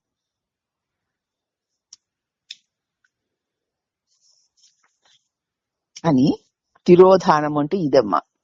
తిరోధానం అంటే ఈ జగత్తు గాని, ఈ జగత్తు నుంచి వచ్చే కష్ట సుఖాది అనుభవాలు గాని, ఈ శరీరం గాని, దీంతో మనం చేసే త్యాగాలు, యోగాలు, భోగాలు, రాగాలు గాని, ఇవి అన్నియున్నో దేని వల్ల అంటే మేను అన్న తొలి తలంపు వల్ల ఇవన్నీ కలుగుతున్నాయి.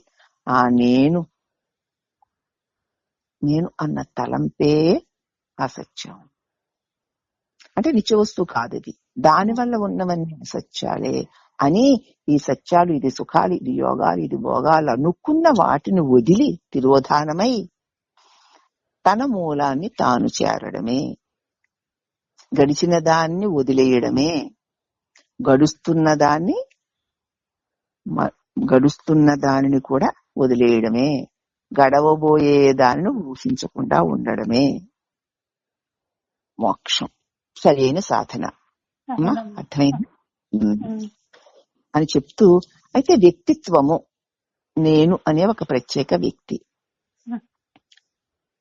దాని గురించి చెప్తున్నారు. వేరు దేవతలు, వారి శక్తులు, వాటిని మెచ్చే వారి మనః కల్పితాలు అలే నిజమే అనిపిస్తాయి. ఎన్నిసార్లు చెప్పినా ఒకటే పాఠం. వేరే దేవతలు, ఈ దేవుడు, ఆ దేవుడు, ఆ దేవత, ఈ దేవత కదా. ఎంతమంది దేవతలు లేరు? తిరుపతిలో వెంకన్న, శ్రీశైలంలో మల్లన్న, కాశీలో విశ్వనాథుడు, ఇంకా ఎక్కడో కేదారంలో వాడు, ఇక్కడ వీడు, ఈ దేవుడు, ఆ దేవుడు, ఆ అమ్మవారు, ఈ అమ్మవారు, గట్టు పోచమ్మ తల్లి, గండి ఆంజనేయ స్వామి, అప్పనపిల్లి బాలబాలాజీ స్వామి, ఇక్కడ స్వామి అంతర్వేది లక్ష్మీ నరసింహ స్వామి, ఈ అదగురుగుట్ట ఏదో స్వామి, ఈ స్వామి, అక్కడ ఆ స్వామి, ఇక్కడ ఈ స్వామి, ఇది అది కదూ. వారందరూ వేరువేరు దేవతలే కదూ. ఆ వేరువేరు దేవతలని, వారి శక్తులు, వాటిని మెచ్చేవారి మనఃకల్పితాలే. చెప్పానుగా, నీ మనఃకల్పితం. ఈ దేవుడు ఇంత గొప్పవాడు, ఆ దేవుడు ఇంత గొప్పవాడు అన్నది నీ భావన బలమే. అది అంటున్నాడు. దేవుడికి మహిమ లేదా, నా భావన బలమా అంటే, అవును. ఎంతమంది వెళ్ళి ఇతడు భగవంతుడి భావనతో ఎంతమంది చూస్తారో అంత బలం ఆ దేవుడికి వస్తుంది. అంటే ఒక సంఘటనని 100 మంది అవును అన్నారనుకో, అది అబద్ధమైనా సరే నిజమైపోతుంది. అది అబద్ధమని ఎవ్వరు చెప్పినా నమ్మరిక అంతే. 10 మంది చెప్తుంటే ఈవిడ చెప్పింది, ఈ ఒక్కటి చెప్పింది నిజమవుతుంది. 10 మంది అబద్ధాలు చెప్పేస్తారా, వాళ్ళందరికీ బుర్రలేదా అంటారు. అవునా? అందుచేత భావన బలమే ఆయా దేవతలకి వారి శక్తుల్ని వాటిని మెచ్చుకునే మనకల్పితాల వల్లనే నిజం అనిపిస్తాయి. మరి ఆ చెట్టు కింద ఆ పోచమ్మ తల్లో అది ఎవరో ఆ తల్లో మరి వచ్చి మరి కాపాడిందిగా, కాపాడిందా? నీ మనస్సు యొక్క కల్పన కాపాడుతుంది అనే నీ మనోభావన బలం కాపాడుతుంది. అసలు కాపాడుతుంది నీ మనోభావన బలం కాపాడుతోంది. అవునమ్మా. ఆ అమ్మవారు కాపాడుతుంది అన్న భావన. అందుచేత నీ మనోభావన బలం లేకపోతే బాహ్య జగత్తుకి ఏమాత్రమైన విలువ లేదు. అందుచేత వేరు వేరు దేవతలు వారి వారి శక్తులు వాటిని మెచ్చే వారి మనఃకల్పితాల వల్లనే నిజమనిపిస్తున్నాయి. జీవులను భ్రమింపచేసే ఆ మనస్సు ఉందే, ఆ మనస్సు అనే మాయకి అతీతంగా ఉన్న ఆత్మశక్తికి మాత్రం అవి నిజం కాదు. ఈ మనసు చేసే నాటకమా ఇదంతా? నేనని లేచేసి మేనట్టుకుని ఇదే అది వాళ్ళు వీళ్ళు ఇలాగా అలాగా అక్కడ ఇక్కడ. అబ్బా దేవుడు ఎంత భక్తులోనండి బాబోయ్! ఆ భయంకరమైన భక్తి చూస్తుంటే మనకే భయం వేస్తుంది. అదంతా ఆ మనస్సు చేసే మాయా కల్పనే. అదే నిజమైతే దాంతో ఉండాలి కదా, మరి ఇది ఉంటుందా? ఉండదు. మరి అదే నిజమైతే దాన్నే పట్టుకుని నువ్వు ఉండాలి కదా. ఒక్కసారి కాశీ విశ్వేశ్వరుని చూసావు, అయిపోయింది. ఇంకా మళ్ళీ కాశీ ఎందుకు? అయిపోయింది. ఆ విశ్వేశ్వర దర్శనం, అక్కడ బంగారు పువ్వులు ఇచ్చామండి, అదేదో బిల్వపత్రాలు బంగారం ఇచ్చామండి. అక్కడ ఇలా ఇలా ప్రదక్షిణ చేయించారండి. అక్కడ ఒక నంబూద్రి పూజ చేయించి ఆయన ఒక శివుడికి వేసిన మాల అలా విసిరాడు. అదృష్టం నా మెడలో పడింది. ఆహా, ఎంత పుణ్యం చేసుకుని అంతమంది ఉండగా విశ్వేశ్వరుడి మెడలోని మాల విసిరితే నా మెడలో పడిందే. ఆహా, నా జన్మ ఎంత ధన్యం. ఇక నాకేమీ అక్కర్లేదని సాక్షాత్తు విశ్వేశ్వరుడే అనుగ్రహించాడు నన్ను. ఇక నా జన్మ ధన్యం అయిపోయింది అనుకునే వచ్చేస్తావు. వచ్చాక నీ జన్మ ధన్యం కాదు, నీ జన్మలో ఉన్న దరిద్రం నిన్ను వదలదు. మరి అక్కడికి వెళ్ళి ఆ అనుభవం పొంది నీ జన్మ ధన్యం అయిపోయాక నువ్వు దరిద్రం ఇంక అవ్వకూడదుగా. మరి అవుతున్నావా లేదా? ఇదాన్ని చూసుకోరా. అలా అంటే మళ్ళీ తప్ప. కానీ ఆ దేవుడు, నా స్వామి, నా దర్శనం ఎంత బాగా అయిపోయిందో, ఎంత సంతోషమో. అయిపోయింది. తర్వాత నువ్వేమైపోయావు? మళ్ళీ నీ పెంటచ్చితనం, నీ వంకరతనం, నీ టింకరతనం, నీ అబిద్ధాలు, నీ అల్లకల్లోలు బతుకు అంతే. నీ జన్మ సార్థకం అయిపోయిందిగా. ఏం సార్థకం అయిపోయింది నీ జన్మ? నీ దరిద్రాలు, నీ అసహ్యాలు, నీ హీనాలు, నీ అల్పత్వాలు, నీ క్షణికత్వాలు, నీ వ్యామోహాలు నిన్ను వదలలేదుగా. ఇంకేమిటి నీ జన్మ? ఇలా చూసుకోండి, ఎవరెవరు ఎక్కడ ఏ ఏ దేవతలను దర్శించి జన్మ ధన్యమైపోయిందని పరవశించి కొన్ని రోజులో కొన్ని గంటలో ఉన్నా అదే సత్యమైతే అది ఇప్పుడు కూడా నీకు కంటిన్యూ అవ్వాలి. మళ్ళీ ఎందుకు కలతలు, మళ్ళీ ఎందుకు బాధలు, మళ్ళీ సాధనలు బోధనలు, ఇంకో దేవుడు. ఏమిటి నేను చేస్తున్న పని నన్ను నేను ప్రశ్నించుకోవద్దు. అలా ప్రశ్నించుకుంటే ఇది అప్పటికి ఆ భావనా బలం అలా అనిపించింది. ఇప్పుడు ఆ భావనా బలం లేదు. ఈ భావనా బలం ఇలా అనిపిస్తోంది, దుఃఖం కలుగుతోంది. ఈ దుఃఖానికి కారణం భావనా బలమే, ఆ దుఃఖానికి కారణం భావనా బలమే. ఏమిటా ఈ భావన అని చూస్తే నేను అనే ప్రత్యేక వ్యక్తి భావనే మాయ. ఇది కొంచెం ఏమన్నా పట్టిందా ఈ ముక్క? బాగా అమ్మా, ఇదే పట్టుకోవాలమ్మా. చాలా స్పష్టంగా ఉంది. ఏమిటమ్మా, ఏం చేస్తారు? ఇదే ఈ ముక్క పట్టుకుంటే చాలు. అది భావనే, ఇది భావనే. ఏ భావన ఎక్కువసేపు ఉంటే ఆ బలంలో మనం ఆ అనుభవంలో ములుగుతాం. ఈ భావన జగత్ భావన, దేహ భావన, బంధుమిత్రుల రోగాల యాగాలు, ఈ భావన ఉంటే దీన్నే ఎక్కువ ములుగుతాం అంతే. భావనా బలం ఉన్నంతసేపు పట్టి ఉంచుతుంది. భావనా బలం వదిలిన క్షణంలో ఆ అనుభవం పోతుంది. మళ్ళీ నువ్వే మిగులుతావు. నువ్వు అక్కడ ఉన్నావు గనుకనే కాసేపు ఆ భావన వచ్చి దానిలో ముంచి, కాసేపు ఈ భావన వచ్చి దీనిలో ముంచుతుంది. నువ్వున్నావు గనుకనే భావన వస్తుంది. ఏ భావన వస్తే ఆ భావన వచ్చి నిన్ను ముంచేస్తుంది. కదా, అదే సత్యం అనిపిస్తుంది. ఈ భావన వస్తే ఈ జగద్భావన దేహభావన ఇది ఉంచేస్తుంది, ఇదే సత్యం అనిపిస్తుంది. కానీ అదొచ్చి వెళ్ళిపోతుంది, ఇదొచ్చి వెళ్ళిపోతుంది, నేను అలాగే ఉన్నాను.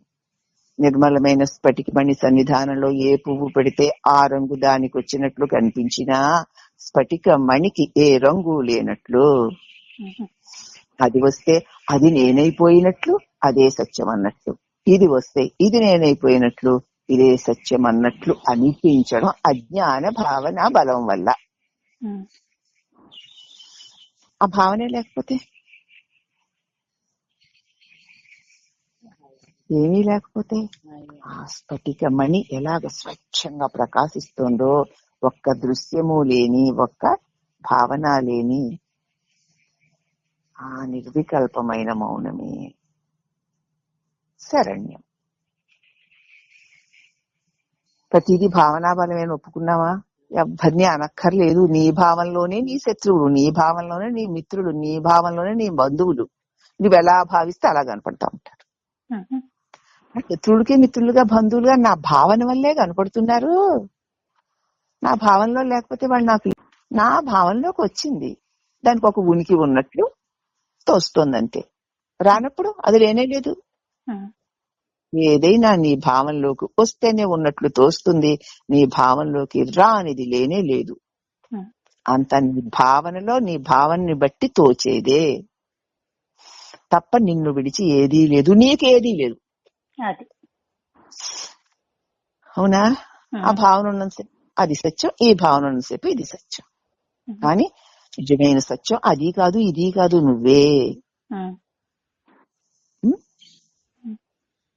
అందుచేత వివరణకి ఆత్మకన్యంగా ఒక వ్యక్తి వలె దేవతలకి ఒక ఉనికి, వారి శక్తులు అంతా భ్రమే భ్రమే భ్రమే. కనుక మాయారహిత ఆత్మ దృష్టిలో వ్యక్తి శక్తి అనే వివాదాలు నిజంగా ఉండవు. కేముంది, వ్యక్తి లేదు, వ్యక్తిలతో శక్తితో పని లేదుగా. వ్యక్తి ఉన్నందుకు శక్తితో పనిమ్మా, వాడికి వ్యవహారం ఉంది కదా.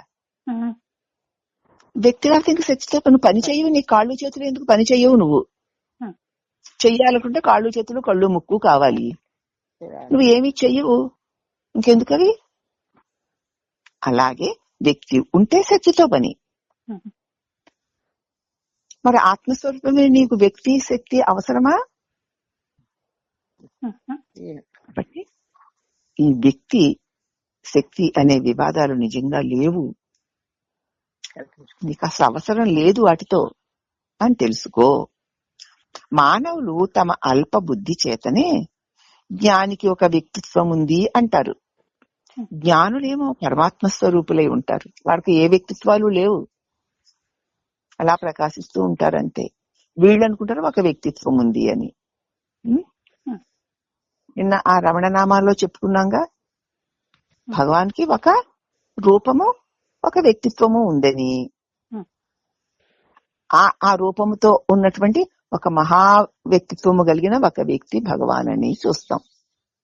కానీ వ్యక్తిత్వ రూపంలో వ్యక్తమై గోచరించేటువంటి ఆ రూపము నిజస్వరూపంలో అవ్యక్తమై ప్రకాశిస్తున్నటువంటి ఆ పరమేశ్వరుడే. కాబట్టి ముందు మనం వ్యవహారిక సత్యంగా ఆకారం భగవంతుడి రూపంలో ఉన్నటువంటి రమణుడు భగవంతుడు ఈ రమణ రూపంలో ఉన్నాడు, ఈ రూపంలో ఉన్న వాడే భగవంతుడు అని వ్యవహారిక సత్యంగా ఆ రూపం దగ్గరికి వెళ్ళాం.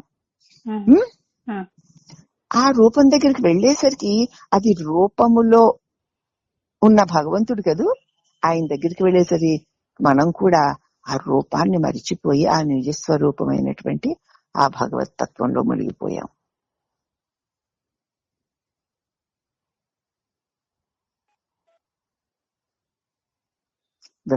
వ్యవహారిక సత్యమైన దేహ రూపంలో ఉన్న రమణునిలో శాశ్వత సత్యమైన పరమాత్ముడే. ఈ రమణుడు పరమాత్ముడు. అలాగే వ్యవహారిక సత్యమైన ఈ దేహం అనే వాణి వ్యవహారిక సత్యమే గాని నిజస్వరూపంలో పరమాత్ముడే అని తన నిజస్వరూపాన్ని తాను ఎరిగిన ఈ వ్యక్తి తాను పరమాత్ముడే వ్యవహారికులకు జీవుడుగా దేహంగా ఉంటే ఉండుగాక, ఇక దానికి ఏమిటి విలువ? ఈ వ్యవహారం అంతసేపు మెలకు ఉన్నంతసేపే. ఉమ్, జీవితం అంతా వ్యవహారమే ఉందా మనకి? లేదమ్మా. మెలకు ఉన్నంతసేపే వ్యవహారిక సత్యమైన దేహము, దాని వ్యవహారమును. ఉమ్, మెలుకుపోయాక దేహము దాని వ్యవహారము లేవు, ఇక వ్యవహారిక సత్యం లేదు, శాశ్వత సత్యమైన ఆనందమే. ఉమ్. మరి ఇంకేం చెప్పనర్రా? అమ్మా ఏమిటి తిట్టాలా, కొట్టాలా, బతిమాలాలా, ఏమిటి నిజస్వరూపం ఎంత పబ్లిక్ గా ఉందో. ఉమ్, అందుచేత మానవులు తన అల్పబుద్ధి చేతనే జ్ఞానికి ఒక వ్యక్తిత్వం అంటారు, భగవానికి ఒక వ్యక్తిత్వం ఉందా? వాళ్ళు నేను ఒక వ్యక్తి, నేను ఒక దేహాన్ని అనుకుంటున్నారు కాబట్టి, నాకులాగే ఆయనకి దేహం ఉంది కాబట్టి ఆయన ఒక వ్యక్తి అనుకుంటారు. అంతే అమ్మా. కానీ జ్ఞానిలో పరమాత్మ స్వరూపులై ఉన్నారు. ఉమ్, వారికి నేను ఒక వ్యక్తిని, నేను ఒక దేహాన్ని అన్న భావన లేక తాను అఖండ పరమాత్మని అన్న అనుభవంతో వాళ్ళు ఉన్నారు. ఉమ్, వారు వ్యక్త అవ్యక్తాలకు అతీతులై ఉన్నారు. ఉమ్. కనుక వారి వ్యక్తము అవ్యక్తమే అని తెలుసుకో, ఈ వ్యక్తమైన దేహం అవ్యక్తమైన పరమాత్మే అని తెలుసుకో. మరి ఇక్కడ నీ పుస్తకంలో నేను చూసి చెప్పానా మొన్న లేదమ్మా. ఆయన రూపానికి వివరణ? ఉమ్, ఏం అక్కడ ఆ పుస్తకంలో కూడా లేదు. ఉమ్, ఉంటుందమ్మా. ఆ వ్యక్తమే గోచరిస్తున్నటువంటి ఆ రమణ రూపమందు అవ్యక్తమైన బ్రహ్మమే గోచరిస్తూ ఉంటుంది. అంతే. అలాగే వ్యక్తమై కనిపిస్తున్న ఈ జగత్తు యందు ఆ బ్రహ్మమే గోచరిస్తూ ఉంటుంది. ఆ వ్యక్తమైన జగత్తులో రకరకాల వికృత రూపాలు, వికృత వ్యవహారాలు, అవే సత్యాలన్నట్టు భావాలు, అవన్నీ కాసేపు ఉండిపోతున్నాయి. అవన్నీ ఉన్నాయి వెళ్ళాయని తెలుసుకుని నేను అలాగే ఉన్నాను, నేను అవ్యక్త బ్రహ్మమును అని మాటి మాటికి నిన్ను అవ్యక్త బ్రహ్మంగా, అంటే ఆ వ్యక్తమైనటువంటి ఆ పరమ సత్యంగా నిన్ను నువ్వు గుర్తెరుగుతూ, ఈ వ్యక్తమైనవి కాసేపు ఉండిపోయేవేను, ఇవి తాత్కాలిక సత్యాలే కాబట్టి వాటికి ప్రత్యేక ఉనికి లేదు అని గ్రహించి ఉండడమే.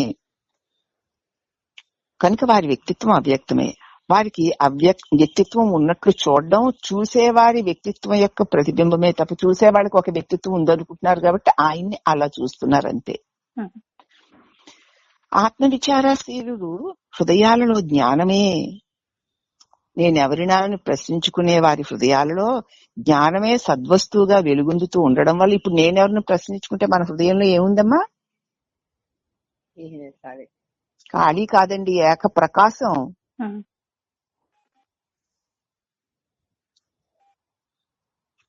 జ్ఞానమే ఒక సద్వస్తువుగా వెలుగుట వల్ల శరీర అభిమానమే లేని వారిని, ఆయన గొప్ప జ్ఞానండి, వీరొక మహామహాత్ముడండి అని లోకులు జ్ఞానిని అద్వితీయుడనో సాటి లేని వాడనో అంటూ ఉంటారు. అట్లాగా సూచించడానికి జ్ఞానం నిజంగా శరీర రూపులైతే కదా, వాళ్ళు నిజంగా వాళ్ళు అద్వితీయులే, వాళ్ళకి రెండు లేవు. నువ్వు రెండు దేహాన్ని చూస్తున్నావు, దానిలో తర్వాత అతడు అద్వితీయుడండి, ఆహా అతడు చాలా జ్ఞానండి, సాటి లేని వాడండి అంటున్నావు. ఎవడు అతడని? ఒకడట. దేహాన్ని చూసి కదా అతడంటావు. అతడు ఒక దేహమా? అతడిని అతడు అనవచ్చునా? అనంతుడు కదా. కాబట్టి జ్ఞానులు నిజంగా శరీర రూపులా కాదే అని తెలుసుకో. నువ్వు శరీరానివి కాబట్టి అందరికి ఆయనకి శరీరం ఉందని, ఆయన శరీరంలో నుంచి దేవుడు మాట్లాడుతున్నాడని అనే కదా మనం అనుకుంటాం. అని మనం దేహం కాబట్టి అలా అనుకుంటాం. ఆయనకి నేను శరీరాన్నని, ఈ శరీరంలో నుంచి దేవుడు మాట్లాడుతున్నానని ఆయన అనుకోడు, ఆయన దేవుడుగానే ఉంటాడు. ఆయనకి శరీరం లేదు కదా. లేదు, ఆయన శరీరం ఎప్పుడో మధురలోనే చచ్చిపోయింది.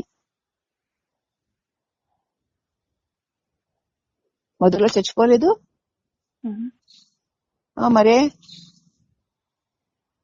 ఆయన శరీరమా? కాదమ్మా. అలాగే ఎవరికైతే ఇది అనిత్యము, అసుఖము, ఇది కలిగింది, ఇది తొలుగుతుంది, ఇది నేను కాదు అన్న జ్ఞానం స్థిరపడుతూ పోతే వాడికి శరీరము ఉన్నట్టు శరీరము కలిగిన వాడు చూడాలే తప్ప వాడి శరీరమే లేదు. ఉమ్. ఆ మహాత్ముని దర్శించాలి, ఈ మహాత్ముని దర్శించాలి అని ఎంతో ఆదుర్తతో తిరుగుతూ ఉంటారు అందరూను. ఇక్కడే మీ హృదయాల్లో ప్రకాశిస్తున్న మీ ఆత్మయే ఆ మహాత్ముడు కదా. ఎక్కడికి వెళ్తావమ్మా? ఇక్కడ ఆ మహాత్ముడు లేకపోతే అక్కడ ఆ మహాత్ముడిని వెళ్ళా చూడగలవు. అదమ్మా. ఇక్కడే మీ హృదయాల్లో ప్రకాశిస్తున్న మీ మహా ఆత్మని హృదయంలో విచారించి తెలుసుకుంటే ఏ మహాత్ములైనా వారు వీరు అని లేకుండా ఇక్కడ నీలో ఉన్నదే అక్కడ అక్కడ ఇక్కడ అనే భేదం లేకుండా అంతటా ఉన్నది ఉమ్. అని స్పష్టమవుతుంది. ఎన్నోసార్లు చెప్పారు కదా, ఉన్నది నలువదులని భగవాను. అక్కడ ఇక్కడ ఎక్కడ అది దేశ కాలాలను బట్టి గాని అప్పుడు ఇప్పుడు ఎప్పుడు అనేది కాలం, అక్కడ ఇక్కడ ఎక్కడ అనేది దేశం. నువ్వు అక్కడ ఇక్కడ ఎక్కడ అన్నా నువ్వే, అప్పుడు ఇప్పుడు ఎప్పుడు అన్నా నువ్వే. అప్పుడు నువ్వున్నావు, ఇప్పుడు నువ్వున్నావు, ఎప్పుడు నువ్వు ఉంటావు. అక్కడ నువ్వున్నావు, ఇక్కడ నువ్వున్నావు, ఎక్కడో నువ్వున్నావు. ఆ ఉన్న నువ్వు అక్కడవేగా. ఈ దేశ కాలాలతో నిన్ను కలుపుకొని చూడడం వల్ల దేహాన్ని నేను అనుకున్నవాడు దేశ కాలాలని కలుపుకొని చూస్తాడు. కాబట్టి దేశ కాలాలు వాడిని కలతబెడతాయి. దేశ కాలాలలో ఉన్నది నేనే కదా. నేను లేకపోతే దేశం ఏది, కాలం ఏది, దేహం ఏది? ఉన్నది ఏకైక సత్యమే, అది నేనే. అక్కడెక్కడో మహామహాత్ముడు ఉన్నాడండి, అక్కడికి వెళ్ళి ఆయన దర్శనం చేసుకుని నాకు జ్ఞానోదయం అవుతుంది. అక్కడికి వెళ్ళి ఆయన దర్శనం చేసుకోవాలన్న భావనే నీ ఆత్మజ్ఞానంలో ఉదయించింది. అది ఆత్మజ్ఞానంలోంచి అది ఉదయించింది ఆ భావన, అవునా? ఇక ఆ భావన అక్కడెక్కడికో తీసుకెళ్తుంది, అది ఎవరినో చూపిస్తుంది. ఈ మహాత్ముని దర్శనం వల్ల నాకు జ్ఞానోదయం అయిపోతుంది అన్న భావన, అదే భావనే. ఈ భావన ఎవరిదా అని చూస్తే ఈ భావానికి అతీతంగా నీలో భాషిస్తున్నది ఆ బ్రహ్మమే. మరి ఇంకెక్కడికి వెళ్తావు? వెళ్ళడానికి చోటేది? వెళ్ళేది వచ్చేది దేహం గాని నువ్వా?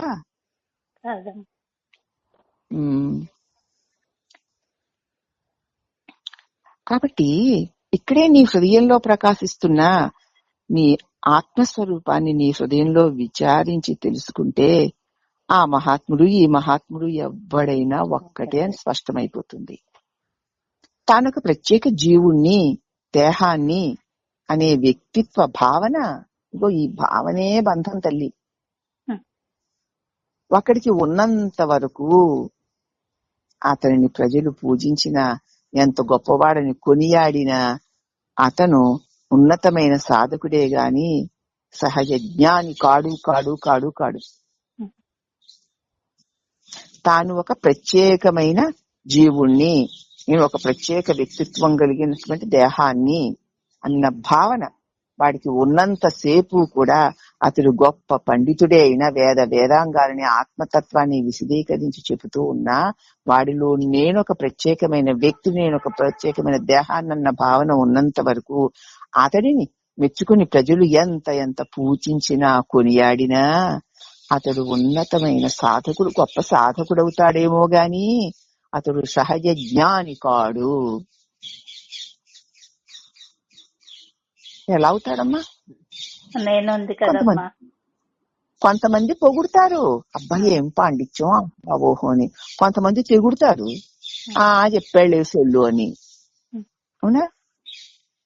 కొంతమంది కొనియాడి పూజించినా, కొంతమంది కాదని దూషించినా. మరి అవి దేహానికి సంబంధించినంత వరకే చెందుతాయి తప్ప తన నిజస్వరూపం ఎరిగిన వాడికి అవి అంటవు కదా. ఉమ్, అట్టి సహజ స్థితిలో ఉన్నవాడిని జ్ఞానంటారు తప్ప ఎంత దేహమే నేనన్న భావన వదలకుండా వాడికి ఎంత జ్ఞానం కలిగినా సరే వాడు సహజ జ్ఞాని కాదు అని తెలుసుకో. ఉమ్, చూసే గొప్ప జ్ఞానిలాగే ఉంటారు కదా మరి చెప్పే వాళ్ళందరూ. ఉమ్, వ్యక్తిత్వ రహిత ఆత్మస్మరణ తప్ప నేను వ్యక్తిని అన్న భావన లేకుండా ఉన్న ఏ స్ఫురత్ స్వరూపముందో ఉమ్, అది తప్ప తాను అంటూ చూపిస్తున్న ఇతర అనిమాది అష్టసిద్ధులు వ్యర్థమే. ఆ అఖండ స్ఫురణ ఒక్కటే. నేను అంటూ అనిమా గరిమ లహిమ అనేటువంటి అష్టసిద్ధులు ఎన్ని ప్రదర్శించినా అవన్నీ ఉట్టిదే. తన ఆత్మస్వరూపం మహిమను గ్రహించకుండా వ్యక్తిత్వాన్ని వదలని మూర్ఖులు తప్ప మరి ఎవరైనా ఇటువంటి పిచ్చి పిచ్చి సిద్ధులను కోరుకుంటారా?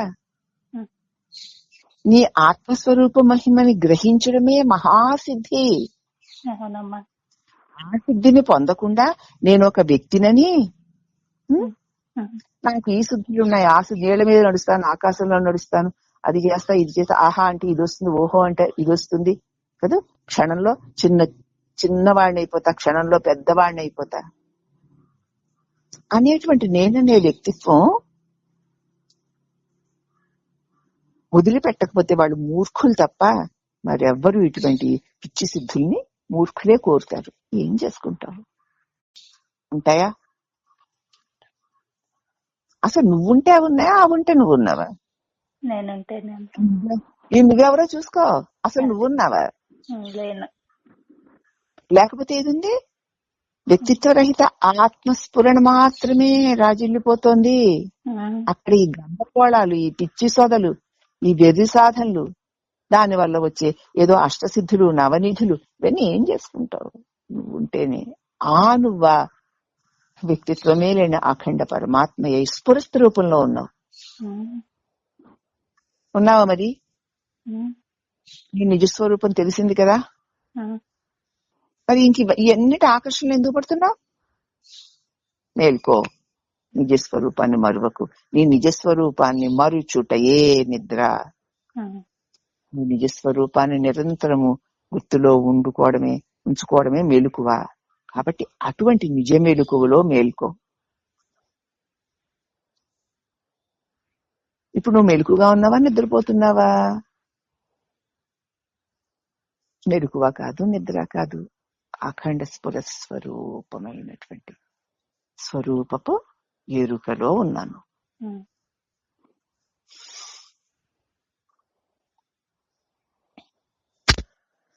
తాము ఇటువంటి వారము అని రూపం గురించి ప్రత్యేకత్వమే ఒక వ్యక్తిత్వం. నేను ఫలానా వాడినండి, నేను పొట్టివాడినండి, నేను పొడుగువాడినండి, నేను తెల్లగా ఉన్నాను, నేను నల్లగా ఉన్నానండి, నేను అందంగా ఉన్నానండి, నేను అందంగా లేనండి అంటూ పైగా నాకు ఇంత ఆస్తుందండి, అంత ఆస్తుందండి, అంత ఐశ్వర్యం ఉందండి, నాకు ఇంత పెద్ద బంధుబలగం ఉందండి, నేను ఇంత గొప్పవాడిని, ఈ పూజలు చేస్తున్నా, ఆ పూజలు చేస్తున్నానండి, ఈ దానాలు ఆ దానాలు చేస్తున్నానండి, నేను ఇంత మంచివాడినో, నా వల్ల ఎంతమందికి మేలు జరిగిందోనండి అనుకుంటూ తాను చేస్తున్న కీడులు మాత్రం గుర్తించకుండా, తన మూర్ఖత్వాన్ని కొంచెం కూడా తెలుసుకోకుండా, తమ రూపాన్ని గురించి, దానికి చెందినటువంటి వ్యవహారాలను గురించినటువంటి వ్యక్తిత్వం సిద్ధుల సుకృతం వల్ల సిద్ధించి జ్ఞానప్రాప్తి కలిగిన వాడు. అటువంటి వ్యక్తిత్వమే, అటువంటి ప్రత్యేక భావనే వ్యక్తిత్వం. నేను ఇలాంటి వాడిని, అలాంటి వాడిని అనే ప్రత్యేక భావమే వ్యక్తిత్వం. అయితే సిద్ధులు పుణ్యఫలం వల్ల కలిగినటువంటి సిద్ధుల వల్ల సిద్ధించిన జ్ఞానప్రాప్తి కలిగిన వాడు సాక్షి మాత్రంగా తన ఆత్మలో నిత్యతృప్తుడై ఉండాలి తప్ప ఆ సిద్ధులకు తాను కర్తనని పొంగిపోతాడా? పొంగిపోయాడంటే అయిపోయాడే. ఆ సమయంలో ఆంజనేయ స్వామి సముద్రాన్ని దాటుతూ ఉన్నప్పుడు దారిలో సూరస అనేటువంటి రాక్షసు వచ్చింది.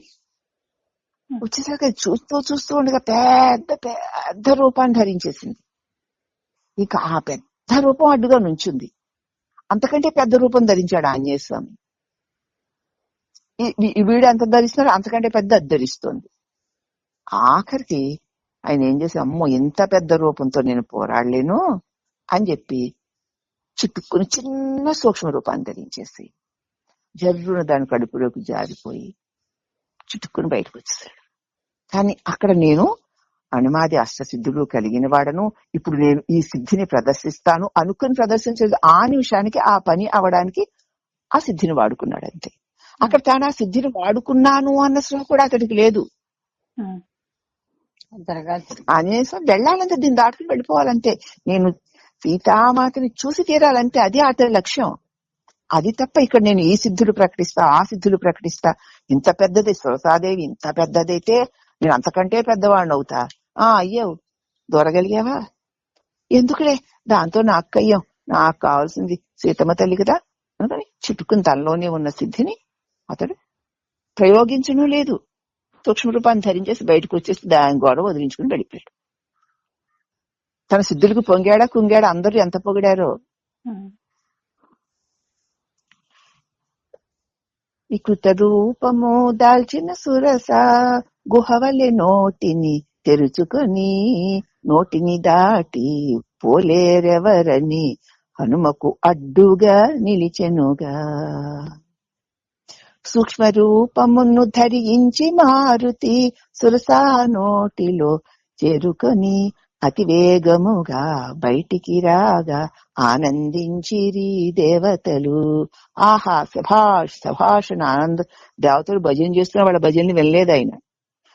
వీడి పని ఏంటంటే సీతమ్మని చూడడమే. పొగిడేవాడు పొగిడారు, ఓహో సురసమ్మ కూడా ఎంతో ఆశ్చర్యపోయింది.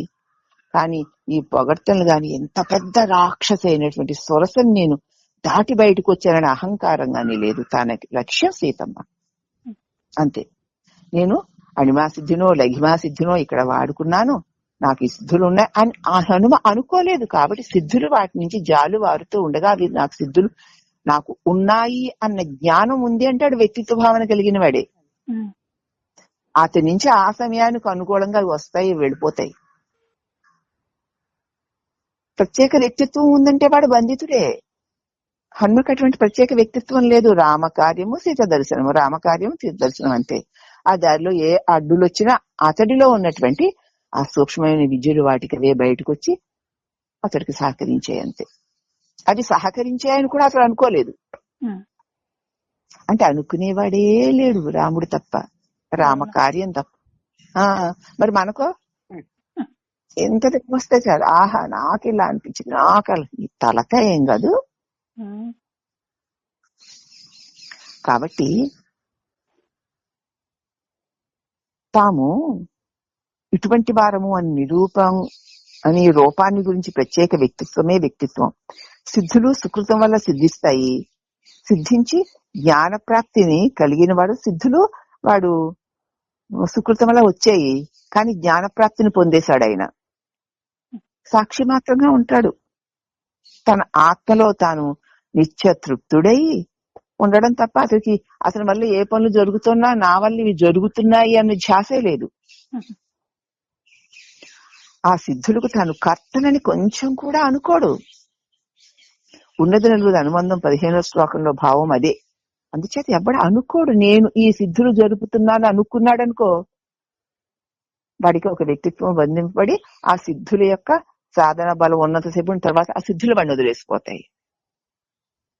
కానీ హనుమనించి ఆ సిద్ధులు అవలీలగా జాలు వారి ఆ పనులన్నీ చేసుకొని నేను ఈ సిద్ధులు ప్రకటించాను, ఈ సిద్ధులు కలిగి ఉన్నాను అన్న స్పృహే లేకుండా రాముడు సీతమ్మ అంతే. అక్కడ ఆయనకు ప్రత్యేక వ్యక్తిత్వం లేదు. సాక్షి మాత్రంగా ఈ క్రియ ఇలాగా ఆ రాముడే చేయించుకుంటున్నాడు. ఇది రాముడి కార్యం, ఇది రాముడి కార్యం, ఇది రాముడి కార్యం అంతే.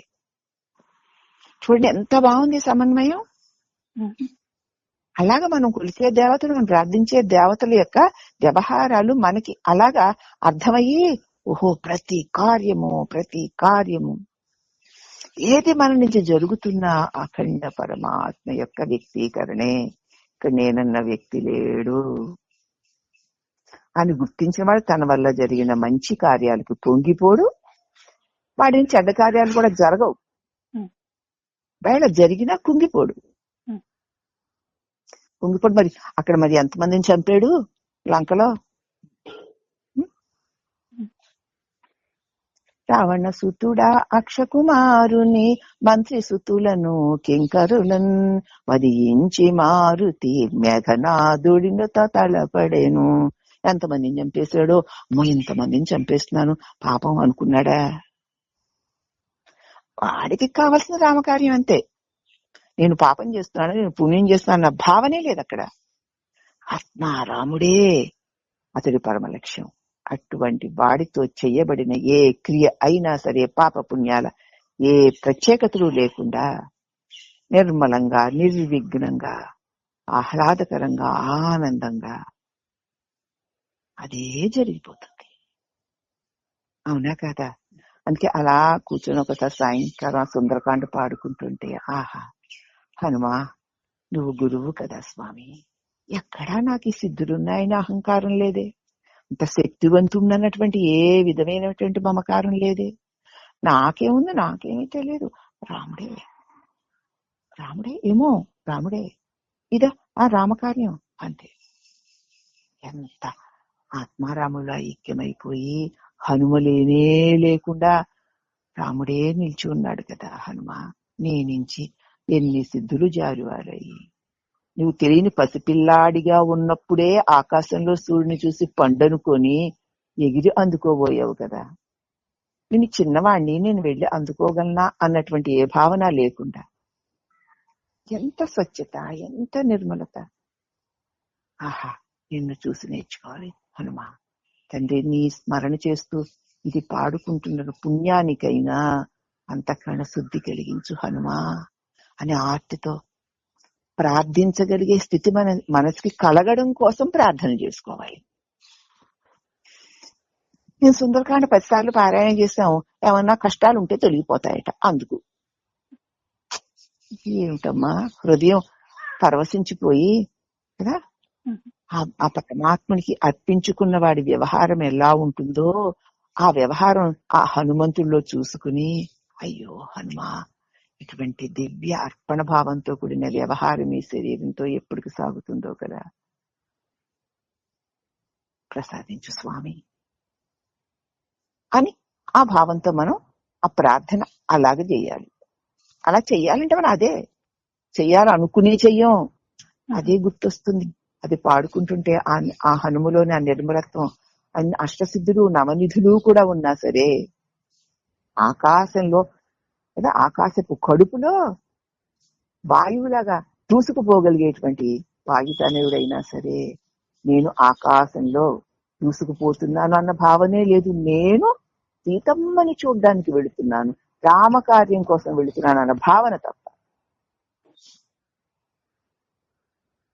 నేను అంటే అఖండ పరమాత్మ యందు ఉన్నాను. అతడి వస్తూనే నా చేత చేయబడే ప్రతి పని అతడే, అతడిదే, అతడే, అతడిదే అన్న భావన మనకి స్థిరపడడం కోసం హనుమ సుందరకాండ. నాకు అలా అనుభవం అనిపిస్తుంది. హనుమ సుందరకాండ ఎందుకు అంటే, ఆత్మారామానుసంధానమే సదా సదా కలిగి ఉన్నవాడి వ్యవహారమే హనుమ వ్యవహారం.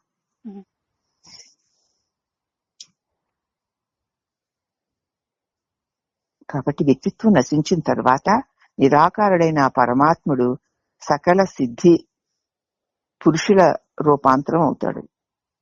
ఎప్పుడైతే నేనన్న అహంకారం ఆ వ్యక్తిత్వం నశించిందో అప్పుడు నిరాకారుడైన పరమాత్ముడు సకల సిద్ధ పురుషుల రూపంలో శోభిస్తూ ఉంటాడు.